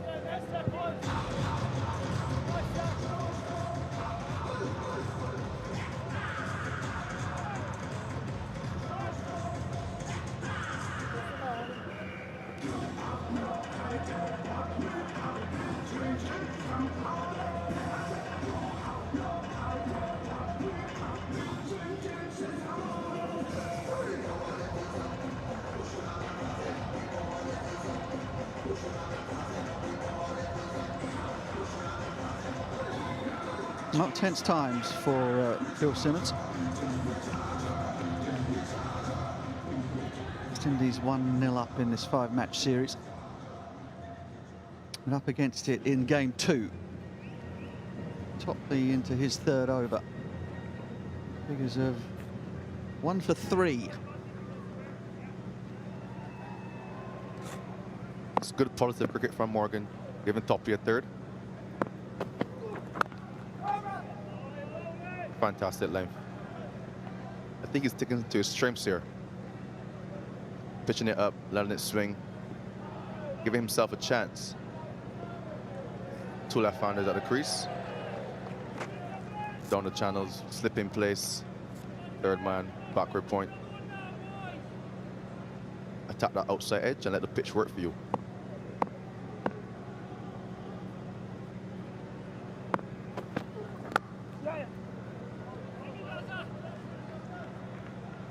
Yeah, just an illustration then of England's tactics. They've been either good length or fuller. 1 or 2 short deliveries, but gone hard into the green and red areas, and haven't been afraid to get the ball up there into the gold of the Yorker area. And they've gained some lateral movement because of that.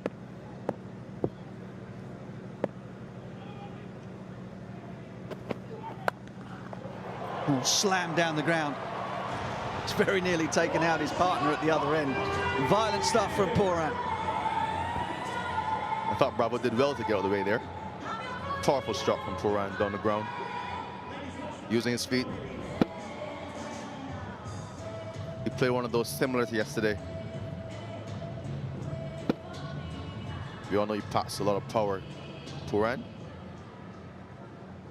he's looking to take it on now in the power play.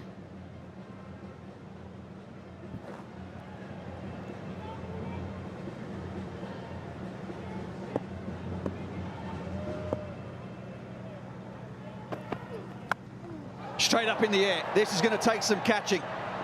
Dawson. Oh, it comes out. It just bounced out of the hands. It might even have bounced off his chin before hitting the deck. I thought he got very close to it. It went very high. Did well to cover some ground, get very close to it. Oh, just bubbled out.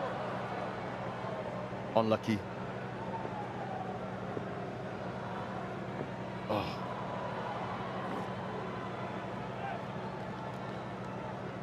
Well, Toppley deserved another one. Tough chance. I think as a professional player, once you get there, you think you should catch it.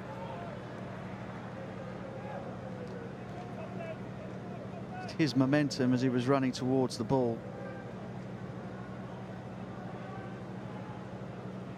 Yeah, just bounced off his neck or his chin and then hit the deck. Let off for Pooran.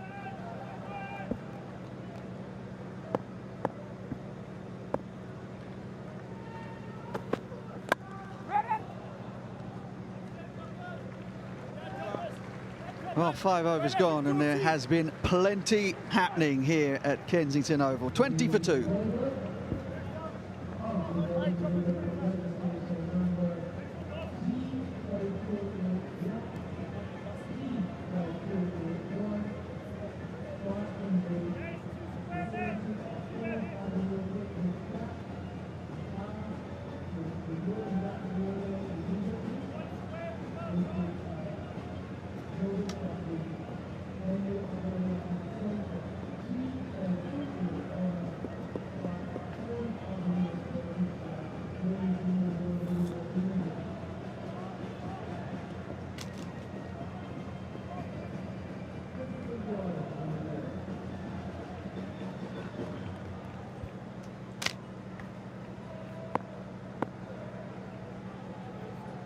Chris Jordan.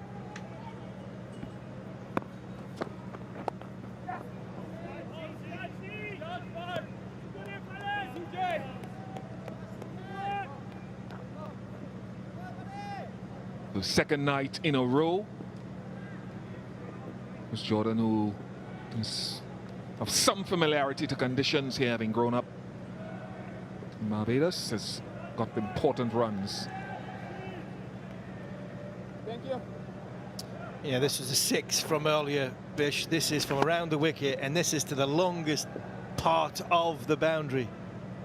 Decent effort by Fabian Allen to try and bring it back in, but that was the longest part of the boundary. And at the time, the wind has dropped a little bit. At the time, that was into the wind as well. Huge hit by Jordan. Valiant effort. But it's a second chance going down, albeit that one more difficult than previously. Yeah, great ground covered there by the England captain, and just couldn't quite take it with both hands. Chris Jordan giving Nicholas Pooran a little bit of width. Great effort by the England captain.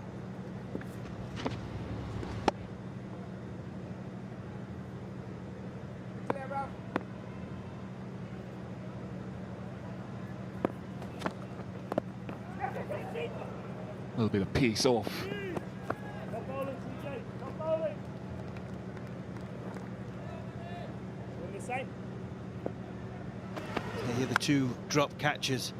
Liam Dawson covers a lot of ground to get to where he needed to be, and then just at the last minute, the ball seemed to get away from him. He had to make it a couple of extra yards. That one there, the England captain, footwork was great to get in a position to dive and go for the catch. Just couldn't quite hold on.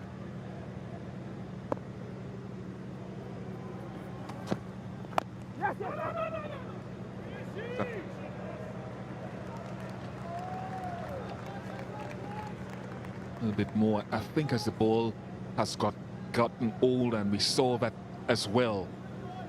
More pace coming off the ball. Those last two deliveries, 116 and 115 kilometers per hour from Jordan. And it's the length as well. The length is so important here, Bish, where the West Indies, when they took pace off it, they went full. Where Jordan there, he's bowled it into the pitch, so then the batsman has to move again. He can't quite get him set, get the batsman's feet set. Nice strike first. Real shot of great authority. He couldn't quite get his feet set for the two slower balls that were bowled into the pitch. This one was seam up in the slot, and Nicholas Pooran didn't try and hit it too hard. A nice flourish of the bat towards the shorter leg side boundary, and I'm not sure if it made a great deal of difference. Short boundary, long boundary, that was 6 anywhere in the world. That's a huge hit by Nicholas Pooran.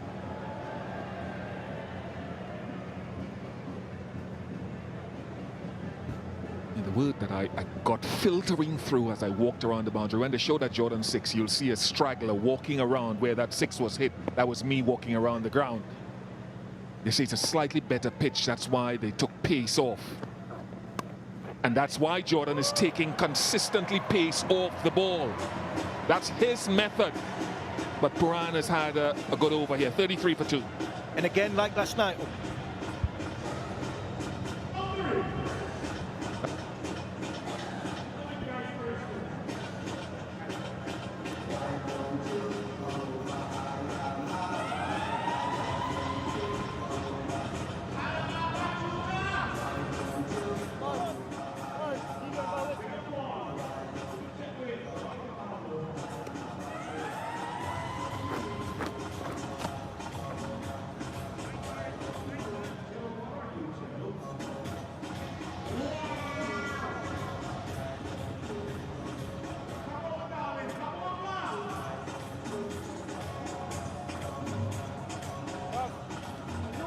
and Owen Morgan going to his wicket taker. He's going to Adil Rashid.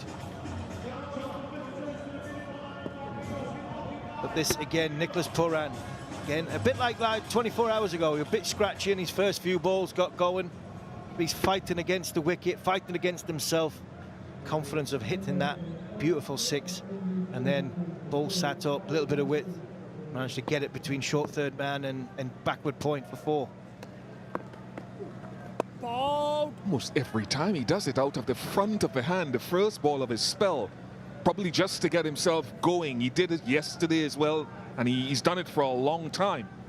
It's a little bit of a comfort ball for him, Bish. I think he bowls that a lot because when batsmen are coming to him, he goes to the googly, he goes to the sort of straight honour, because it skids on and it cramps the batsman.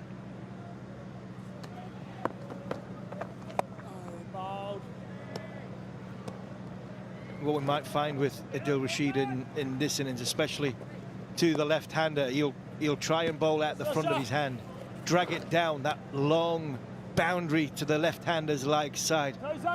He's looking to drag it into the pitch. He might give it a little bit more air as and when he goes on, but early on, as Akeal Rashid gets a little bit of confidence going, he tends to bowl that flatter, that flatter trajectory. Struck firmly and well enough for 4 from Nicholas Pooran. That's just a poor ball from Akeal Rashid. He'll be kicking himself. He will not be happy with that at all. Said he bowled with a skiddier trajectory and he bowls that little bit shorter, but he normally tucks the batsman up there. That's just width. That's just width. That's the googly. That's just width. And on a surface like this, it's just sitting up and asked to be hit for 4.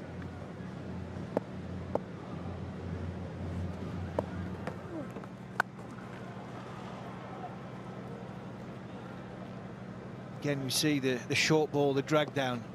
I think he's bowling these intentionally. I don't think he's dragging these down on. I don't think this is poor bowling. I think he's dragging them down intentionally because of the size of the boundary. I think he's inviting the 2 left-handers to try and hit him over the leg side boundary.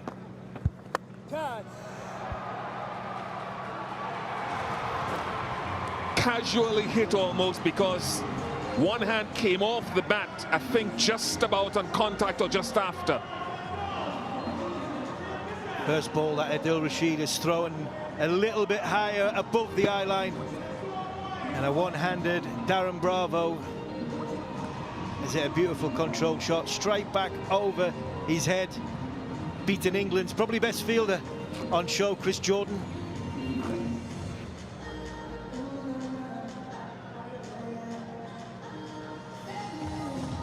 It is Bravo's strong area, where he likes to hit like left finger spin and wrist spin down the ground, down past long on, that sort of wide long on area. So it'd be interesting to see how they find the ball first of all. If they can find it, it's gone under some of the side screen, it's come back. And how they work with that big boundary leg side, because we all know by now how much bigger it is than the offside as it currently stands.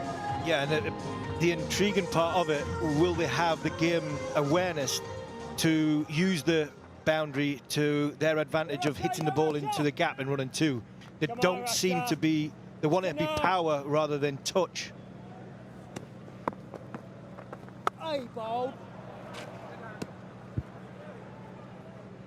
46 for 2.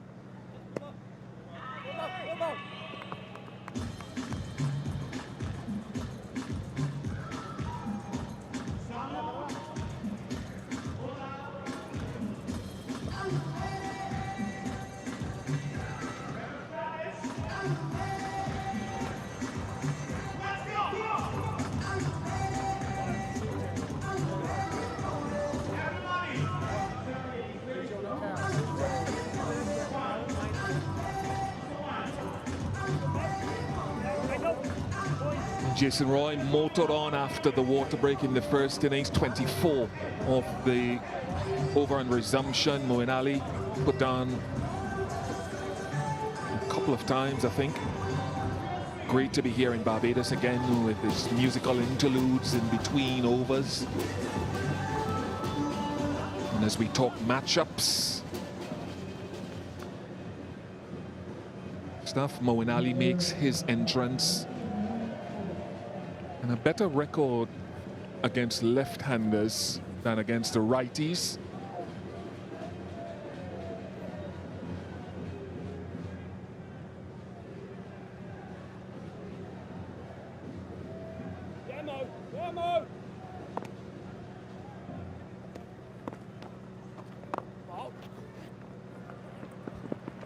I wonder if, Steve, I wonder also, the West Indies, I thought, did well bowling the first 10 overs, 64 for 2, so they kept England under some control. I wonder if as the atmosphere has cooled, whether there's any slight change in conditions. We saw swing from Toppley. Yeah, we saw swing from Toppley. Maybe it's the atmosphere is making the ball skid on to the batsman, not as much sitting into the surface. Bowling. I thought after the drinks break, the West Indies lost their way a bit for about 4 overs, where they didn't know whether maybe there's a little bit of an experience in the big arena. Catch! Got there safely. And Moeen Ali strikes against the left-handers, exactly what Owen Morgan would have wanted. Good catch. A very, very good catch out in the deep by James Vince. He looked as though it was going to go straight to him, and then he had to run in. Then he had to sort of hold himself back and take a catch low down. Good bowling change by the England captain. Good ball by Moeen Ali. He just held it back a touch, sat in the wicket, high on the splice of the bat of Nicholas Pooran. Good grab. Excellent bit of bowling by experience of Moeen Ali. Nicholas Pooran's got to go for 24, and the West Indies are 47 for 3.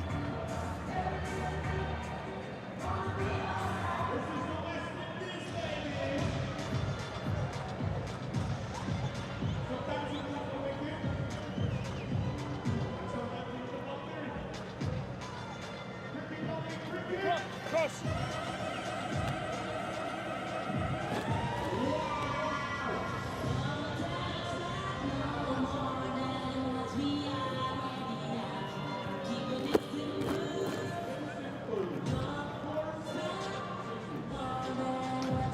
Captain Pollard comes to the crease.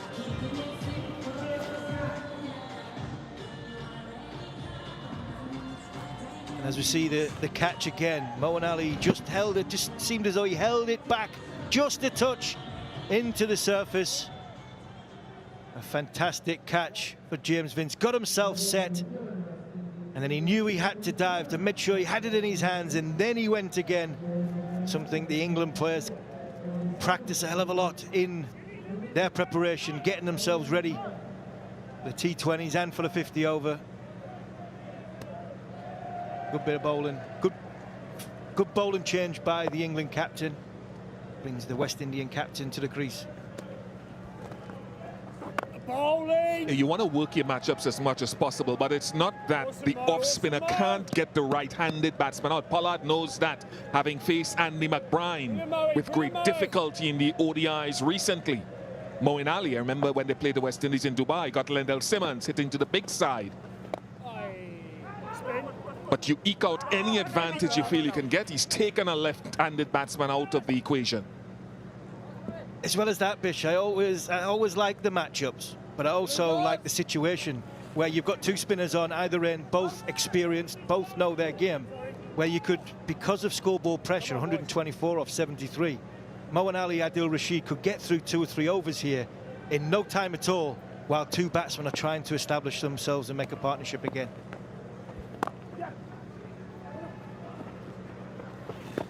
I'm going to come back to that next over, 49 for 3.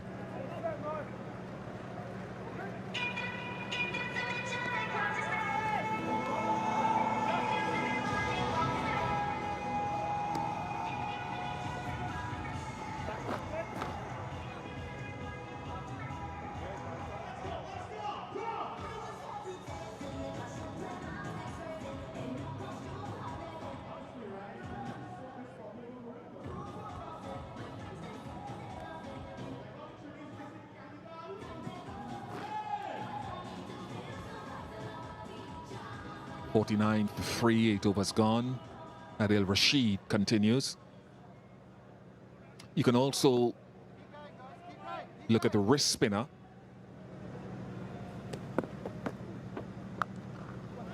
And say, well, in certain situations, as the 50 comes up, with certain field dimensions, the wrist spinner can bowl the googly and be used effectively against the left-hander as well. So it's not that we should just blindly say leg spinner shouldn't bowl to a left-hander. The reason, the advantage is they can turn it both ways. Yeah, both ways, and the ball turning away from the bat is always the more dangerous one. The beauty about the leg spin, you're right, is turning it both ways. But Adil Rashid, he's actually comfortable bowling. Not many leg spin bowlers are comfortable bowling the googly. That seems to be the one that they really have to challenge to get their arm over. Where Adil Rashid, sometimes you feel as though he likes the googly better than he likes his leg spinner. He really does. So I think that's what makes him more difficult to face. And the two experienced campaigners, again, Morgan, knowing the game and knowing his team inside out. Yesterday he went quickly to Liam Dawson, who I thought bowled beautifully yesterday. If he had come away with 3 wickets, it would have been perfectly just. You go around the world now, 7 leg spinners in the top 10 rankings of international T20s. Guys who like the googlies. Rashid Khan. Khan, yeah, definitely. You think about Imran Tahir as another one. So many of those guys are able to adapt to the game. Pollard against leg spin is an interesting matchup. Wanindu Hasaranga is another one. Bowls a very good googly.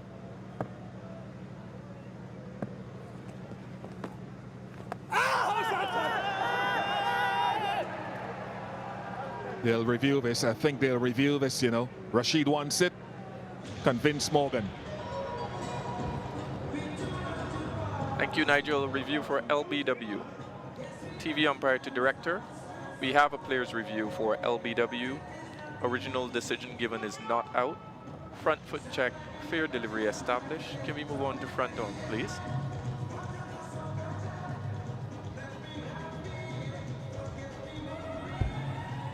Doesn't appear to be any bat involved. It's quite close. Can I have Ultra Edge to confirm that? Ball goes past the bat, flat line as the ball goes past. I'm satisfied there's no bat. Can we move on to ball tracking when ready? It's pitching in line, the impact's in line, and wickets hitting. I'm going to go back to Nigel on field. Nigel, I'm going to ask you to change your decision from not out to out. You're on screen now. You can make your signal. Pollard's got to go. It was a beauty by Adil Rashid.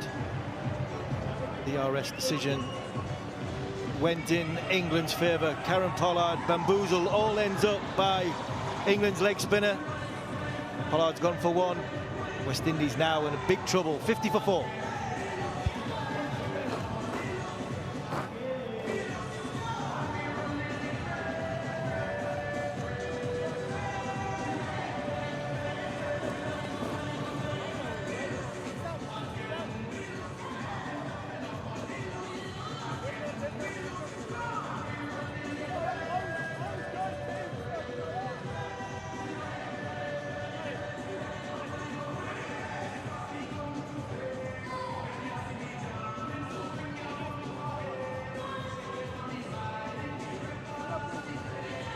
England going well. Jason Holder has come to the crease. Yes, Russia. And ball going straight on. Got to be looking to hit that straight early in your innings. Kieran Pollard's looking to, just held back by Adil Rashid, off balance by Kieran Pollard, and it's gone through. And I think Adil Rashid's looking to think, how's that not given on the field?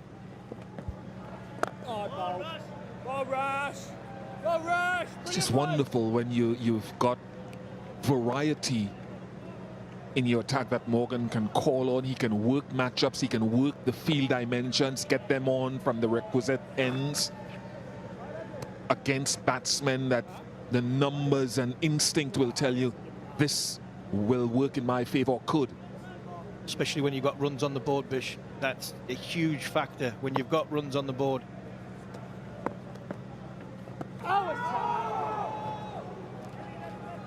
This side, with runs on the board, they know their game's inside out. Morgan knows what bowlers to bowl at different situations. Again, there we see Rashid even Darren Bravo, a little bit of air, Pressure. gripping in the surface, coming back onto off stump. Hold. Hit me, Barry. Brilliant boy. 9 overs gone, 52 for 4.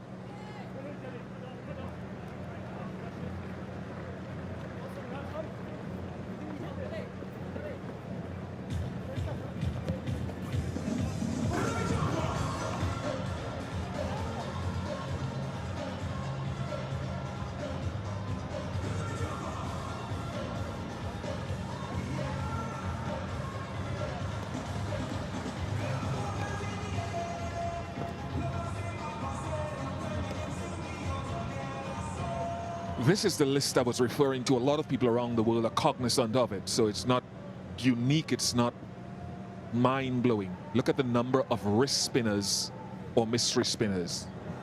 Oh. Oh, no. Wanindu Hasaranga at the top, Tabré Shamsi left arm wrist spin, Adam Zampa, important for Australia in the World Cup, Adil, Rashid, Mujib, Shadab Khan, slightly different Mujib from the rest of them, but only 3 seamers in the top 10 tells you the impact of spin and deviation each way. Yeah, it just shows how important and how valuable they are to their captains. Their ability to control the game when you've got a wrist spinner in your side and take the game a bit deeper as well, especially in a run chase. That if you have that wrist spinner, you can let the game go that little bit deeper and ask the pressure of the Banton side with runs on the board. If you've got a bowler who can turn the ball both ways. But I also look at that list, Bish, and think, you know what, it's a little bit, I'm not convinced by these rankings, because if you ask me who was the best T20 bowler in the world, I would say Jasprit Bumrah, and he's not anywhere near these world rankings. So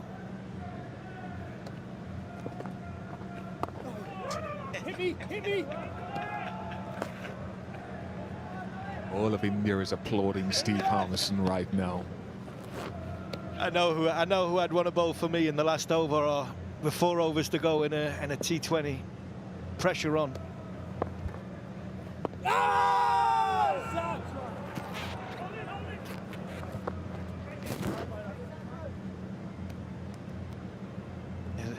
Leg by there, Jason Holder going out of the England batsman early in the first half of the first innings. They went to reverse sweeps. Jason Roy, Come on, boys. Come on, Tom boys. Banton, And again, eh? James Vince, And again, lads. just got himself outside the line there.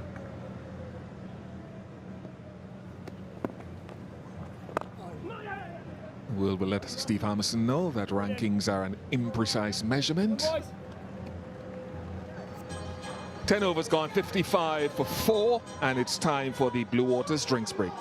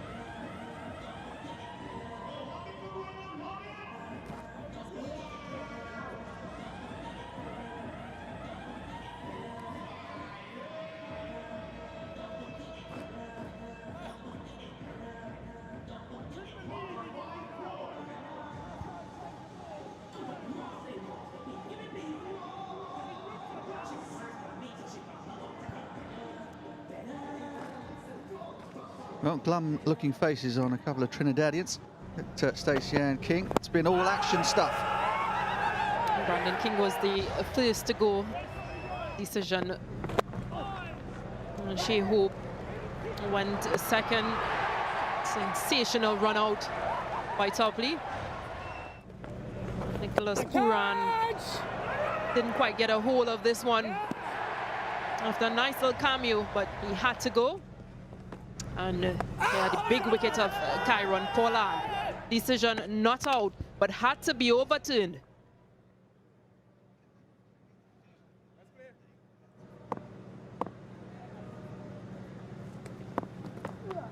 Oh, that's straight. That is straight. Akeal Rashid likes it. Nigel Duguid has said not out again, but Owen Morgan reviews again. Thank you, Nigel. A review for LBW, TV umpire to director. We have a player's review for LBW. The original decision given is not out. Check the front foot, fair delivery established. Can we move on to front on, please?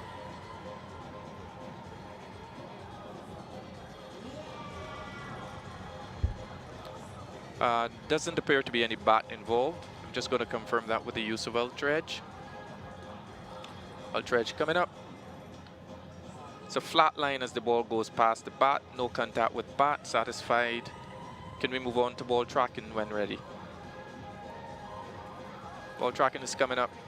It's pitching in line. The impact's in line. And wickets hitting. I'm going to go back to Nigel on field.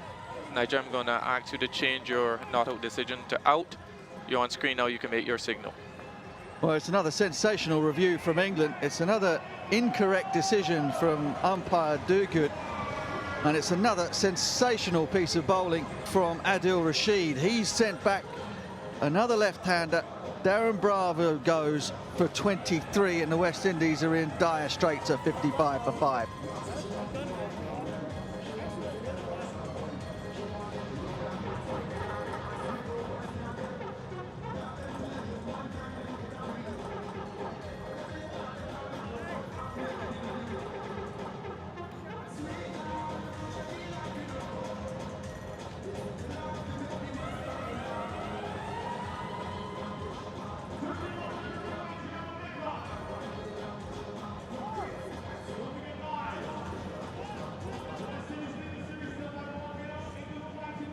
Well, big challenge ahead for Romario Shepherd. Fledgling international career for him. Strike rate 160. That'd be very handy. It's another... This decision I can understand a little bit more. Only a very small degree of turn from Rashid, and again, it's a brilliant review from England. Definitely adding to that 16 wickets from 9 T20s against West Indies. Akeal Rashid had a best. Oh, what a delivery that is. It's just talking about how this second surface at Kensington Oval hasn't offered as much spin as the one on Saturday, just yesterday. But that has ragged square from Akeal Rashid and has missed everything.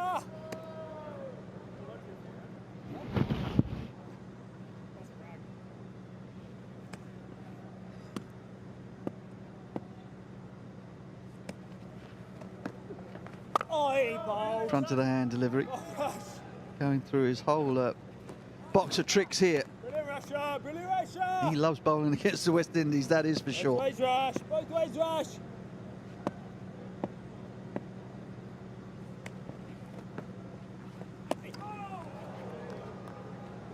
Really enjoying his bowling spell.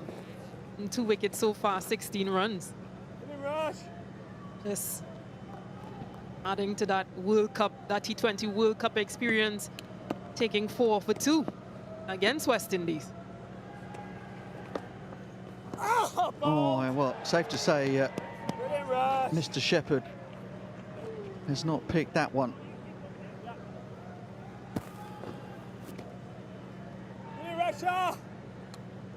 Ripping googly from Rashid. That shoulder is nice and loose now. He is giving it plenty of revolutions.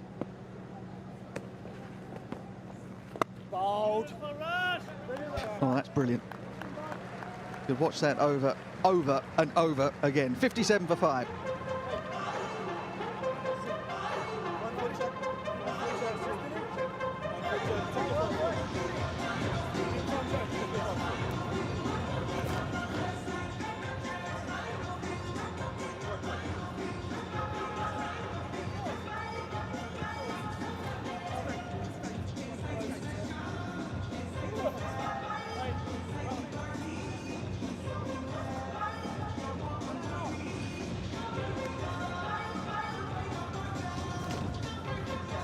.115 from 54. The equation becomes ever more difficult and ever more distant for the West Indies.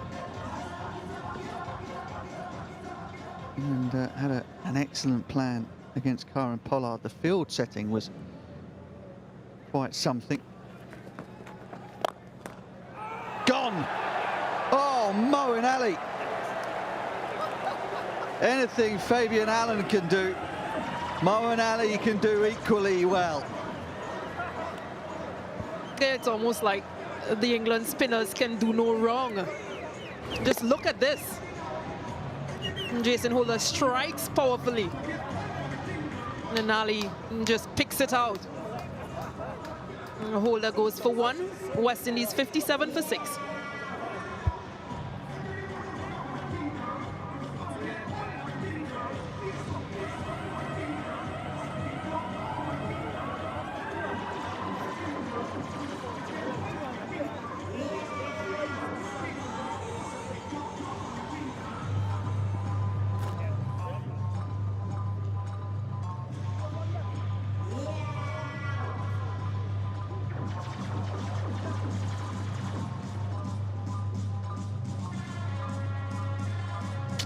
Dean Smith overlooked in terms of bowling duties. Has an opportunity to come out and do something very, very special indeed. And it's going to have to be special because Akeal Rashid and now Moeen Ali are putting on a show here at Kensington Oval. Spin Twins double teaming the West Indies once again, as they did with great success in the recent World Cup. What a catch that is. Absolute carry on. Go right.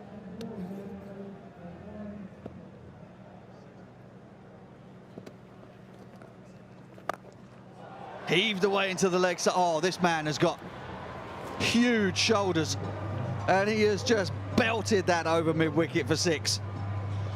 Yeah, much needed boundary for West Indies. And again, coming from none other than Dean Smith. Himself and Shepherd would have done really well against Ireland within the last series. So I think West Indies would love to see a repetition of that innings from both players. Well, if they're going to get up, that's exactly what needs to happen. Dean Smith making his intentions perfectly clear. Strike rate 600. Deciding he likes the idea of the ball spinning into him. Uncompromising, he's absolutely belted that. 3 men back on that leg side boundary. Bold. Come on.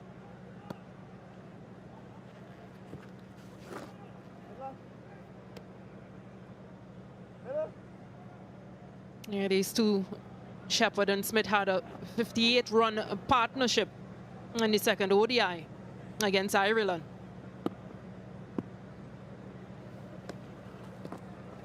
Oh. So they are actually two of West Indies' better partnerships and batters, especially within this crucial time. Yeah, Mo. Yeah, Mo.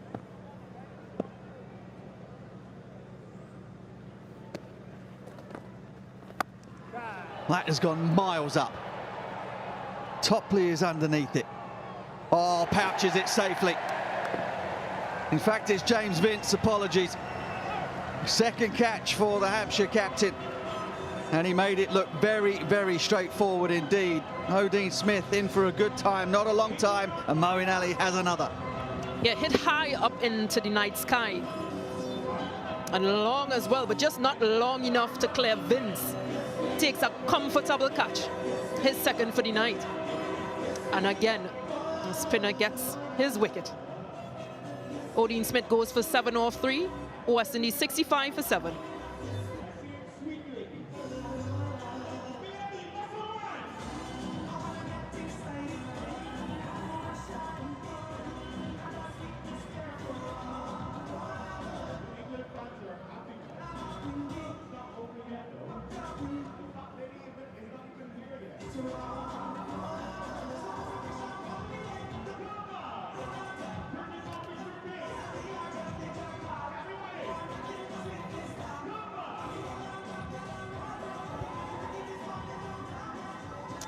But what a difference a day makes.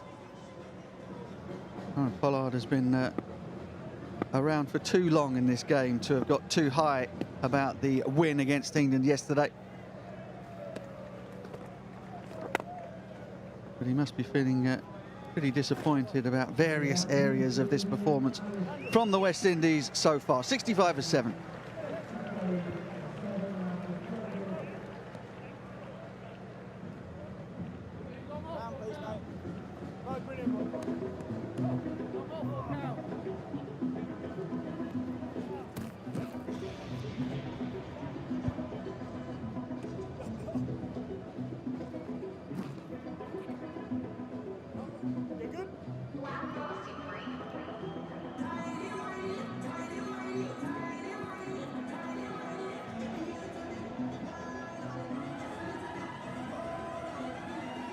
Well, the card looks a little forlorn for the West Indies.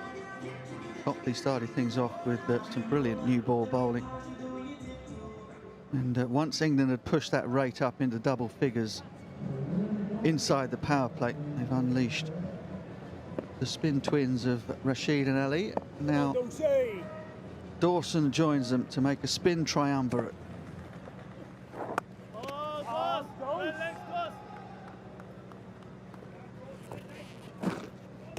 Now, this was a wicket of Hosein Smith. Hit very high into the night sky, but not connecting as he wants. Easy catch in the end for Vince.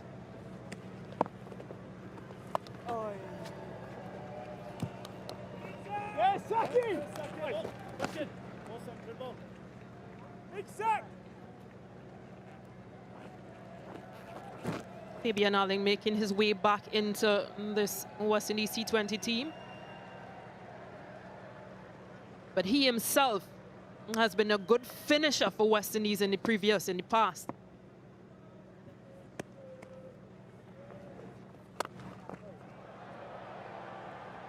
In the air and all the way for 6.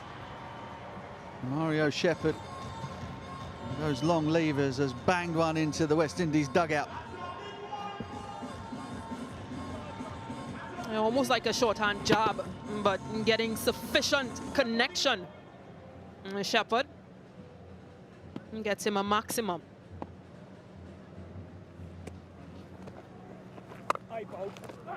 Hit me!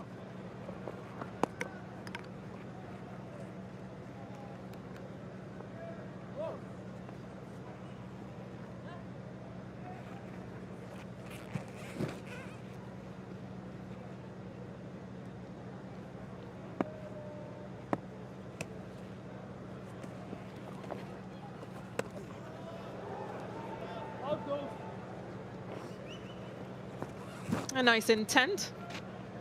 Well, that's all you can have, isn't it? At this point in time. Just under 14 and over required now. That short boundary, like a moth to a flame to Shepherd. He goes again. You don't have to hit it that well to get it to go for 6, but he has creamed that over the Garfield Sobers pavilion. 78 for 7.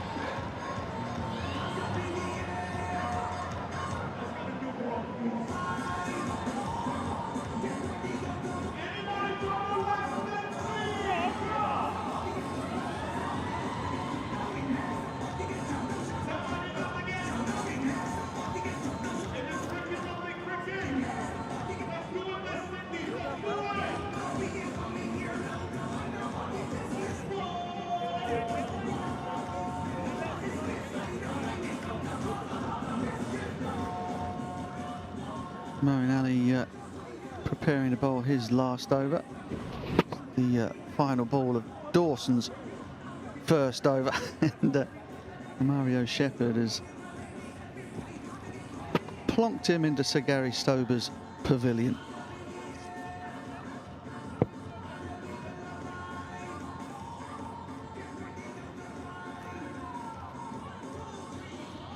They're just having some discussions amongst themselves. Fabian Allen, there's Sir Gary Sobers, just taking in the action and the atmosphere. The first time I came across Sir Gary Sobers, obviously I'd known all about him. He was my old man's favourite player when he was a kid growing up. He was doing a presentation at a cup final at Lord's. My club side team had been in. Bowling. Should pick up 2 here. He took the microphone to great fanfare and said, great, lovely to be here at the home of cricket. Watch a final played by some adequate players, he said. I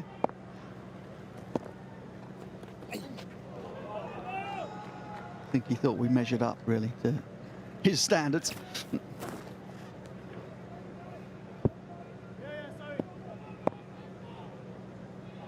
Oh, that's a compliment coming from a great. Yeah, adequate's quite good, right? That pad. Moeen Ali, incidentally, has career best T20 international figures. 3 for 16. He's recorded career best figures 3 times in his last 8 T20 internationals. Continues to go from strength to strength with the ball.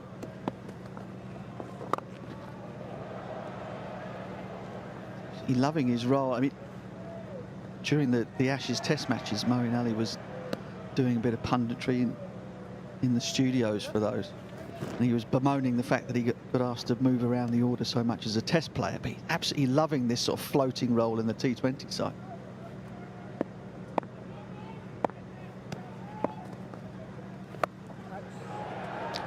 Oh, that's a big hit. That's a huge hit. Fabian Allen, terrific athlete. And another fabulous ball striker for the West Indies. Yeah, just getting in on the action as well, Fabian Allen. And choosing to take on Moeen Ali. It's a powerful hit to clear that big side of the boundary. They'll need a lot more of those, West Indies.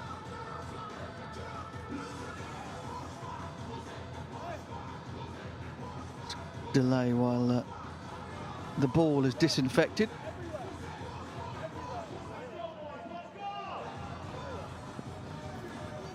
Well, been some royal entertainment here at Kensington Oval this evening. Groundsman was sat on the heavy roller for a good 80 minutes prior to this match starting.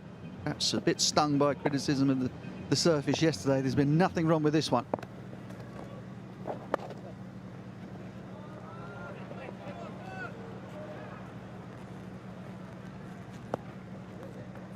$89 for 7.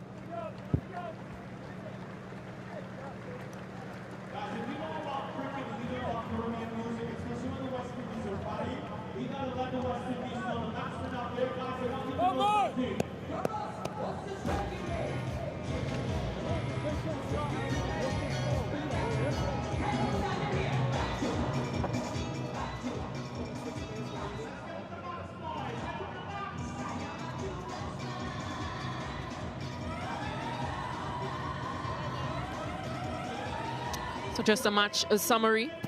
England sent into bat by West Indies and scored 171 for 8 in their 20. And Roy and Ali, clearly the 2 standouts. And Jason Holder with 2, Fabian Allen with 2. And West Indies on the other hand in chase require another 83 from 36 balls.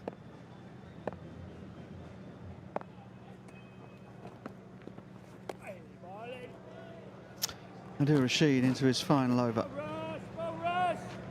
Caused mayhem, Rashid and Moeen Ali. Come on, boys. 5 for 40 between them. Mo finished with figures of 3 for 24.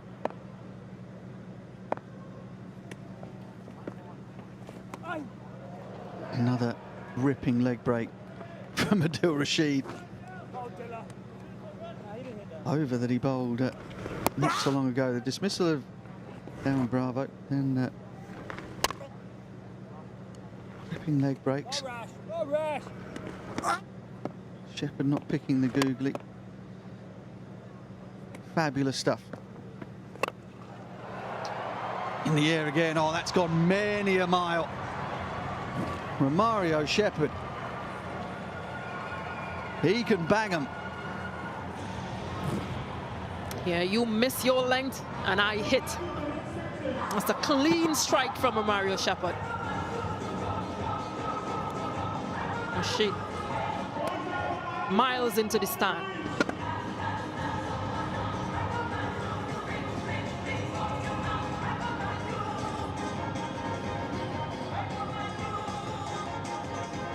Well, what's the response going to be? The ball gets another cleansing.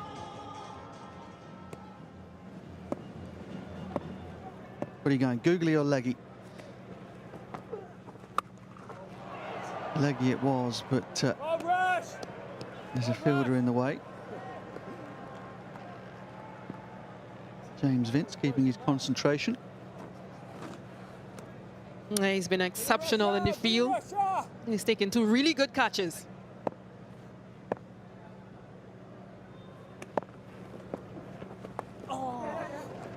Deliberately played, I think.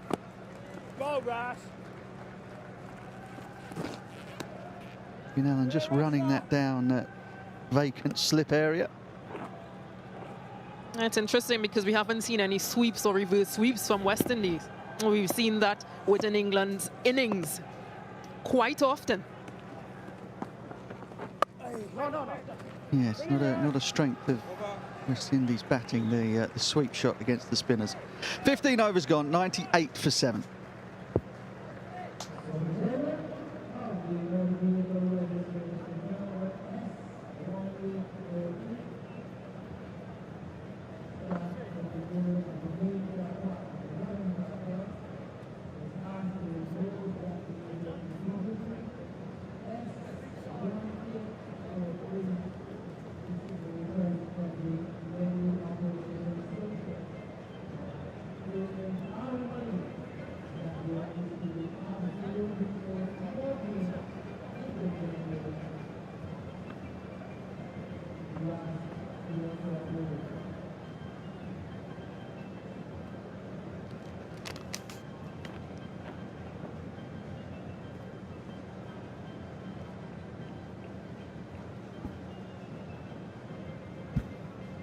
CJ back into the attack. First over and only over so far cost him 13. 74 required from the last 5.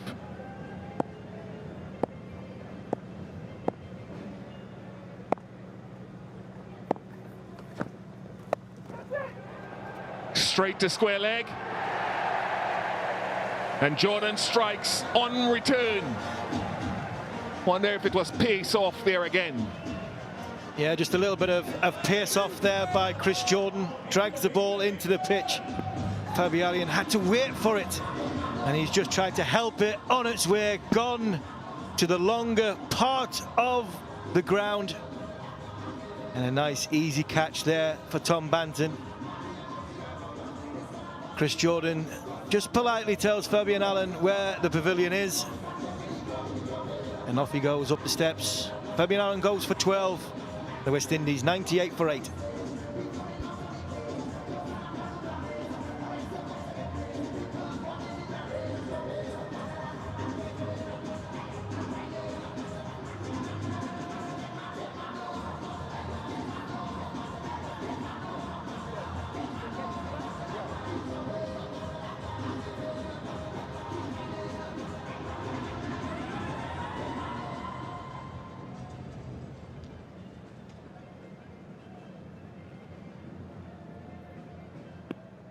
Akeal Hosein of a non-striker's end. A lot of pace off and a bye.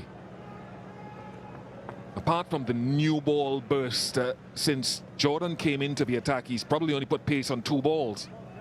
Yeah, he has used his experience very, very well. Again, just sits in the pitch. It looks as though it's a quick ball because the seam was coming down perfectly right, straight. But I think he just held it back just off his thumb, which makes the ball seem to the batsman as though it's coming seam up and it's pace on it. But because he just sort of holds it off just off his thumb, it's like a little wobble off, and it just takes a little yard of pace off it. And the batsman gone deep in the crease and had to wait for the ball to come. Couldn't put any power on it. Just picks out the fielder on the leg side.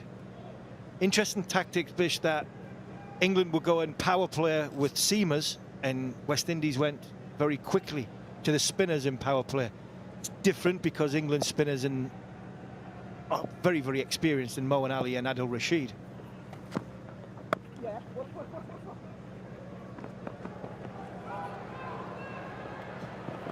Great bit of running there. Great bit of running there by Hosein and Shepherd. Something that I thought you would see more in this game, with the dimensions of the ground and seeing the ground going. But go back to the power play. England used their seamers a lot, and they used the change up in pace rather than go to their spinners. And then as the ball's got a bit older and the restrictions of the fielders going a bit, going out in the deep, then it's been very, very difficult to get on top of Rashid and Moeen Ali. They're showing their experience against an inexperienced batting unit. But the 2 different ways of going about this 2020 has been evident that the man on the screen there, Owen Morgan, not only does he know what he's doing, he trusts his bowlers and understands the environment that they're playing in.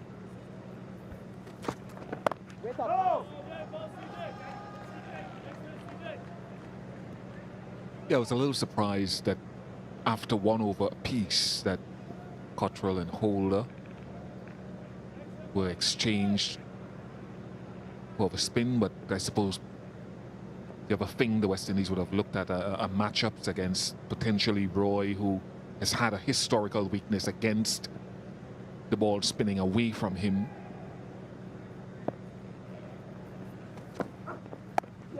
Pace off again from Chris Jordan. And England go hard at the ball too. They go really hard in the power play. Nothing really stops them, or they attempt to go hard. 45 to Jason Roy tonight, but it was really after the water break, after 10 overs, that he exploded. Yeah, now that was Jason Roy, I think, showing his experience as well against inexperienced bowlers, not knowing whether to hit the pitch, roll the fingers across the ball. And it was as if the man beat the bowler. They were bowling at the player, the destructiveness of Jason Roy. And they weren't bowling at the stump, the area and the pitch that they were playing on. It's as if the aura of Jason Roy maybe he's got the better of some of the more inexperienced West Indian bowlers.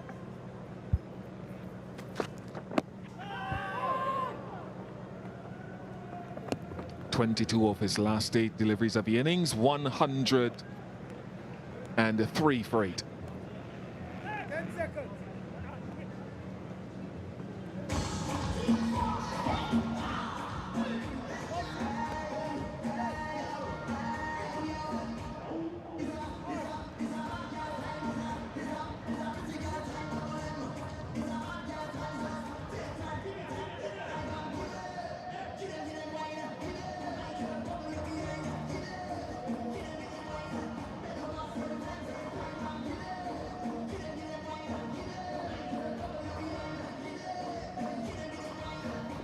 Saqib Mahmood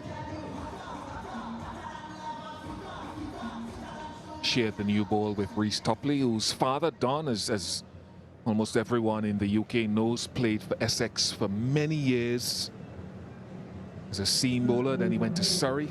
Too many Surrey guys in the commentary box. He's here actually, Bish. He's in the stand to our left. Spotted him just before play started. Very proud of what his son's done tonight.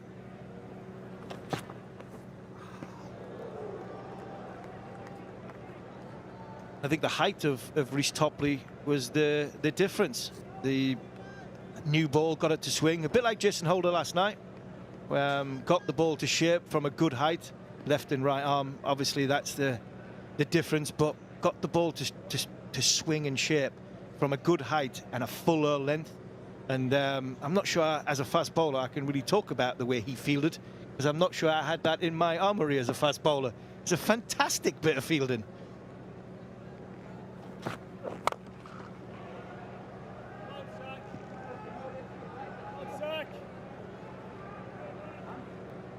Shepherd's got no interest in giving the single over.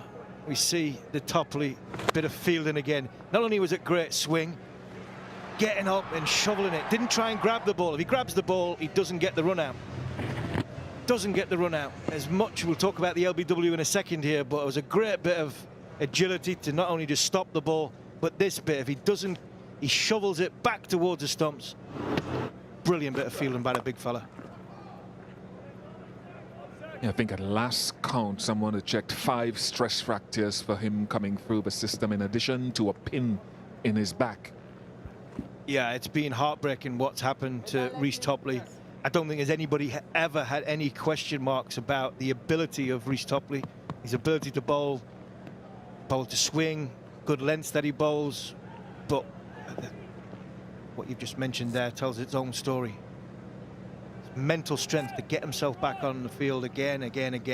It's testament to having good, when he has good days, that's when you're proud of what he's achieved, because I've had minor injuries through my time, nothing anywhere near what the likes of Rhys Toppley in the England dressing room, Tamil Mills, Mark Wood, Jofra Archer's going through at this minute in time, Ollie Stone, quick bowlers, put their body on the line, constantly having to come back.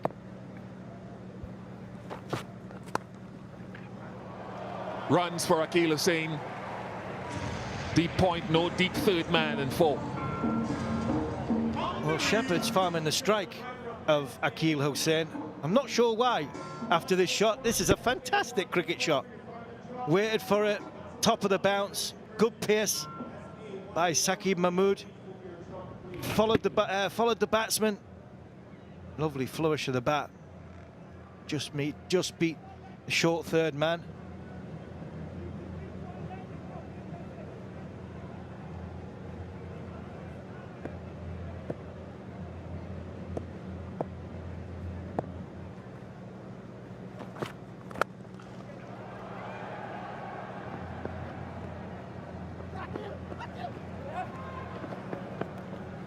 Get back for 2. A little bit of confusion there between the two West Indian batsmen. I'm not sure whether thought might have gone for 4, but Akeal Hosein was quite happy to get back down to the striker's end. Not sure what Shepherd was thinking there. But again, this is good from Morgan's point of view, Owen Morgan's point of view, seeing his young bowler under pressure at the tail end of a T20 international, wanting to find out what Saqib Mahmood has got in his locker and what skills has he got. Can he handle the pressure? I know he hasn't got scoreboard pressure, but it's still pressure running at the death. Yeah. 8 off the over, 17 gone, 1-1-1 for 8.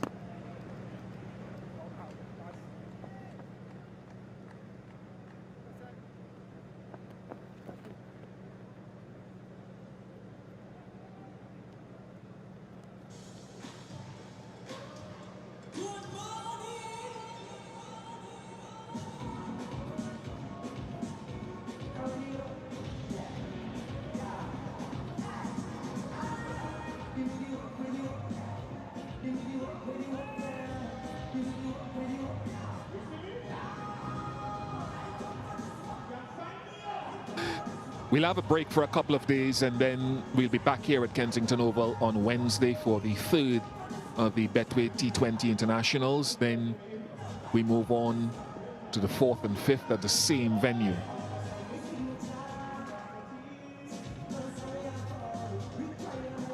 This is a topic of conversation, with 61 required from the last 3.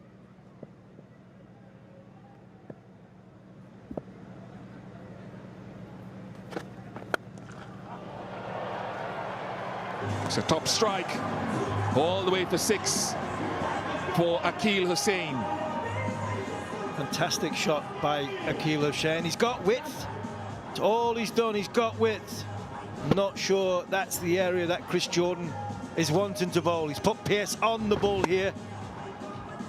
His man is inside the circle. That's a free hit. No matter what number in the order you bat, whether you bat 1 to 4 or you bat at number 10, put the ball in the slot. It's being hit out the park for 6. Thinking cap on now from not only from Chris Jordan but from Eoin Morgan. Just think there, Chris Jordan, with the experience he's got, just got that all wrong. He's pushed the mid off back to long off now.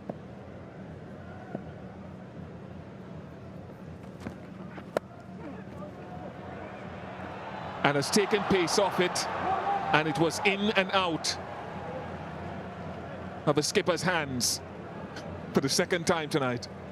Yeah, for the second time tonight. He's had to stretch both times. The first one, you can put it down to a fantastic effort. I think this one, Eoin Morgan to be disappointed he didn't keep a hold of that. Just looping over the top of his head, always going away from him. England captain sets high standards for himself. You could see on his face disappointment. Probably knows he should have kept a hold of it there.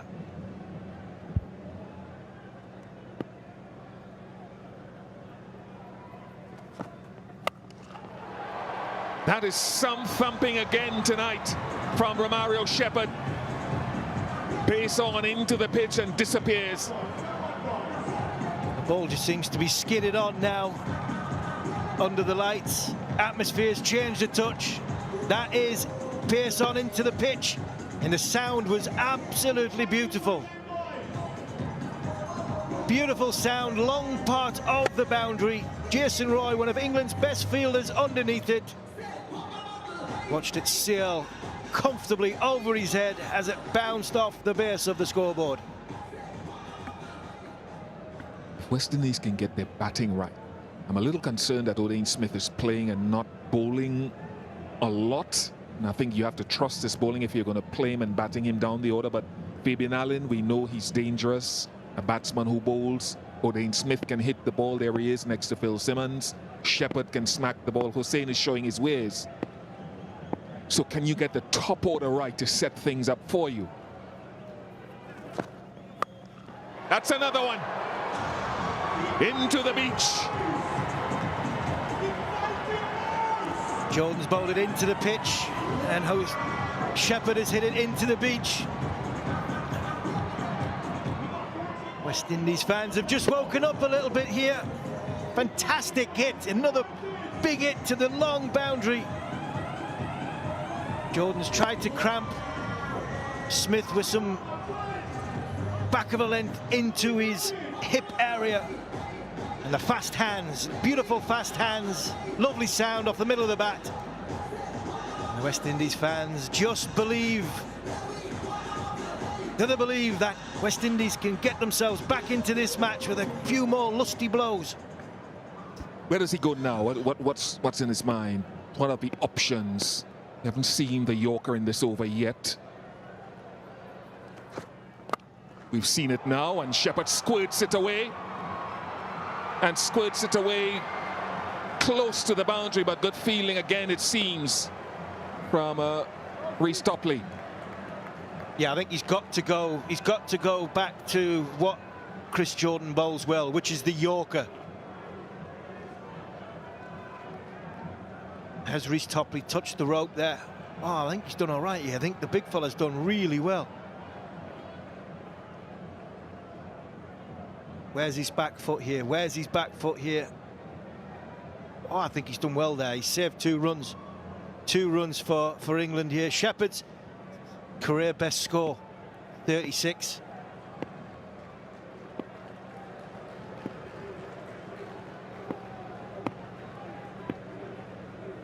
Deep in his crease.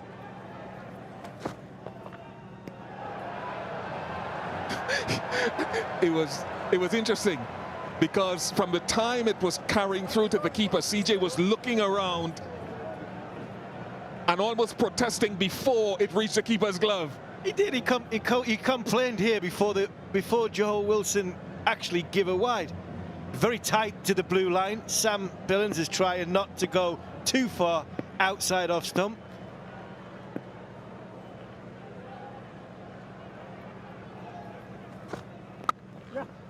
Yep, Yorkers, after trying the middle of the pitch, Yorkers served its purpose. 1-3-4 for 8.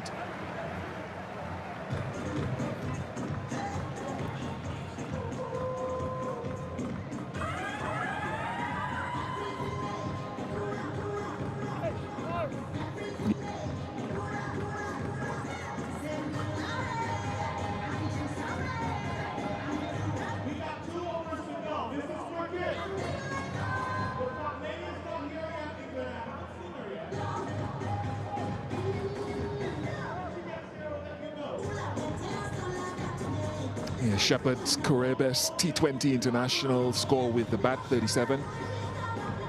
And there's some good middle order and lower order power hitting, but like the Ireland ODIs, I mean, Brandon King had a half century last match, so you can't be tough on him. Failed tonight. But the top order isn't setting things up efficiently enough for the power hitting that comes later in the innings. Anyway, Rhys Toppley back into the attack. And sometimes an option for left-handed seamers here with a big side of the ground could be to go full and wide. Sometimes. Does go full and wide. That's a way of controlling things. Yeah, we see here Jordan didn't get the first ball right. Just pushed it across. Left-handed batsman, then all of a sudden, because of that, he's now under pressure. 2 beautiful hits to the leg side boundary. They're big. That's the big side of the field. Huge hits.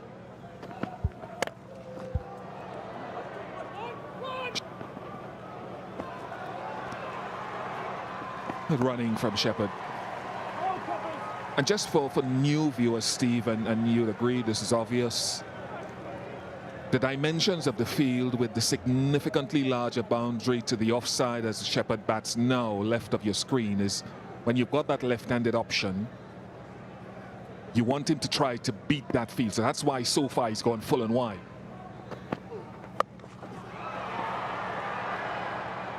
That was a little bit of pace off, I think. Yeah, he's gone full and wide to bowl to the left, to the sort of the longer boundary. But when he takes pace off it, like he did here, I think he did, back of the hand, slower ball, he's gone a little bit tighter and he's gone a little bit shorter to try and trap the batsman, to try and catch the batsman out and hit the ball in the air. So very, very good bowling here by Rhys Toppley.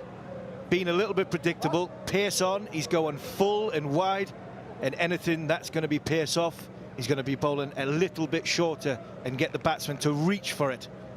Could be a bit dangerous to the right-hander, the power that Shepherd's got, but with the height that Rhys Toppley has, might just make the ball bounce a little bit and it make it harder for the batsman to really hit the ball cleanly. See where he goes here. He's got a number of options. It depends on the bowler's strength, but the bias of the field, you could go Yorker into leg stump, you could go slower ball into the pitch, make Akeal Hosein hit to the big side. Just options. Oh, he goes off stump and gets it past the bat. Interesting that he's gone off stump length with pace on it, with third man inside. Not only third man inside the circle, but he's got backward point inside the circle, who is just a little bit behind square. Got point on the line. But that ball there, anything on that ball there, and you've got to be really lucky as a fielding side to pick the 2-man out on your screen there on the right hand side, just behind, just past the umpire.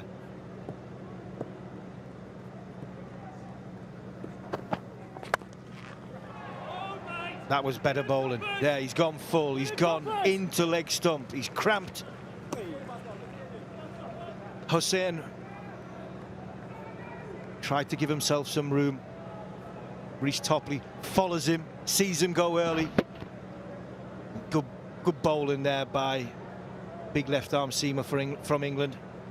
Trying to cramp the left-handed batsman up, not giving him anything to get himself underneath the ball. Shepherd is just changing his gloves. Been out there a while. Mentioned before, career best score this now in T20s.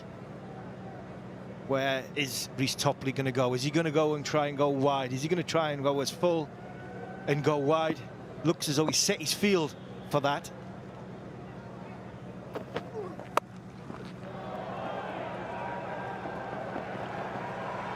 Yeah, even though he's got that away for 4, I think that was a safer option. Well played, though, by Shepherd. 1 for 2 for 8.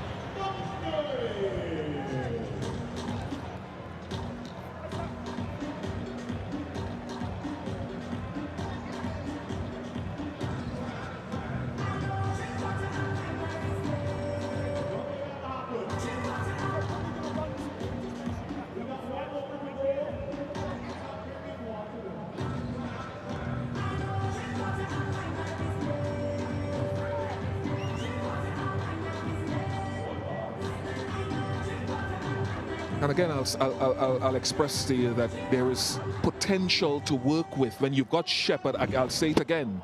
If you've not watched a lot of West Indies cricket, there's some serious hitting ability. The challenge is to get, say, an Evan Lewis back at the top who can monster the power play. Get Pollard and Pooran in for making runs in the middle. And if you can get that, it's an interesting West Indies setup.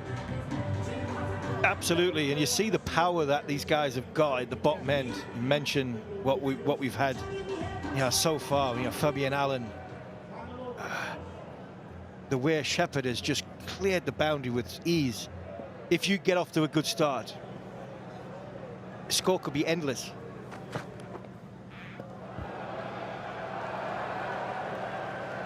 And the bowling as well, we can't say the bowling has to find its wares and its footing. But you look at that potential batting from top to bottom. England have talked about their batting depth, which has been exclusive in white ball cricket for a long time. West Indies are younger and less experienced, but there's potential. It's huge potential, but they've got all-rounders. There's some of the batsmen now that are clearing the rope. They're very competent bowlers as well. Yeah, you're seeing what Mahmood is trying to do as well. Doesn't get a wide, Shepherd pleading for it, trying to get him, stunned as he is, to hit to the big side. Yeah, he's looking for him to get to the inside. I think this is a wide. I really do. I think this is a wide. He got away with the one before he was given wide. I actually think that's a wide. I really do. I think that is a wide. But to your point, your flexibility you give Pollard, if you've got Oden Smith, Fabian Allen, Shepherd, Hosein, the way the kids batted here, you're giving them not just flexibility of the order you've got, the batting unit as well. Into the gap. And a boundary for Akeal Hosein. Good strong hit here by Hosein, and he knows that Mahmood's got to come to him a little bit. He's bowled 2 wides, so he's got to come to him. Saqib Mahmood showing a little bit of inexperience here. Not only did he bowl a little bit tighter, but he didn't quite execute the length as well as he probably would like, giving Hosein a chance to get his hands free towards the shorter boundary. Not a beautiful hit. It might just be short of the boundary. 4 signaled, but good ball striking towards the end. This is beautiful ball striking. 50 partnership here by Shepherd and Hosein. Fantastic ball striking. Standing in the crease, moving around, then gets himself set. This time he's looked to go straighter. Saqib Mahmood is bowling into what is the slot. Beautiful flourish of the bat. I know it's 21 from 3, but what the confidence that this will give the West Indies lower order and the batters going into the rest of this series is huge. Might be a headache for Kieran Pollard to work out what order he needs to send his batsmen in. Yeah, that's what you don't want with 3 deliveries and 20. No wides, no balls. Just do your thing. Keep it simple. Yeah, Pressure. That's all this is, pressure. Eoin Morgan said right to Mark Butcher. A dare go at the toss. Eoin Morgan said, I want to see my team put under pressure. Players who have come into the side, I want to see what they've got. And Eoin Morgan is asking questions of Saqib Mahmood here. Saqib Mahmood is asking questions of himself. Keep it simple. 3 balls, somewhere close to the stumps, and you've won the match.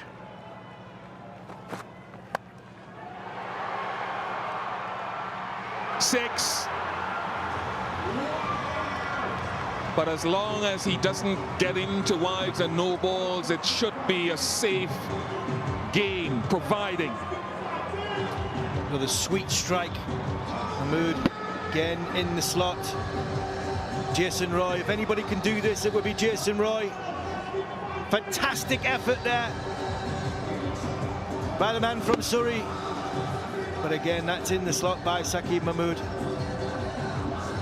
Beautiful strike by Akeal Hosein. What an innings this has been. Likely all in vain.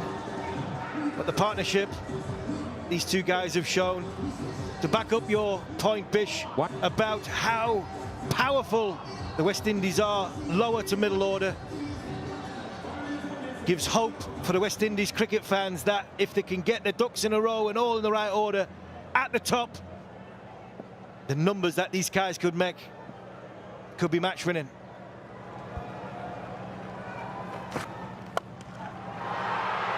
That's another 6. Almost every time there's pace on the ball on this surface, it's been dispatched. Good striking from Hosein, but 8 required from 1. Another beautiful strike. Again, repeating myself, it's pace on the ball in the slot. And it's a beautiful strike. Tried to go cross seam. Ball goes into the stand. Lovely strike. Dropped by 1, 2, 3 people. So it needs to be sanitized and brought back. The last thing that Saqib Mahmood needs is a sanitized ball. Feel for the young man trying to forge himself a way in his career. It's a big learning curve for that man there on the screen. That man there on the screen's having a whale of a time. He's enjoying himself out in the middle of the Kensington Oval. 1 legal ball left. What a stroke. All the way for 6. In vain. But what a knock from Akeal Hosein. What an effort from Shepherd. England do win it, but only by 1 run, a solitary run here at Kensington Oval. Series squared at 1 apiece. What an innings this has been. For all money with 5 overs to go, it might as well have just shook hands and walked off. England were going home at a canter. And a beautiful, beautiful partnership. Clean striking by Akeal Hosein, and Shepherd has bowled batted beautifully. 44 the pair. England, well, they've getting themselves over the line, limped themselves over the line, but take nothing away. This West Indian striking in the last 5 overs has been absolutely magnificent. The highest 9th wicket partnership in T20 internationals by a full member nation. If only the top order can do their job, this West Indies batting lineup has immense potential.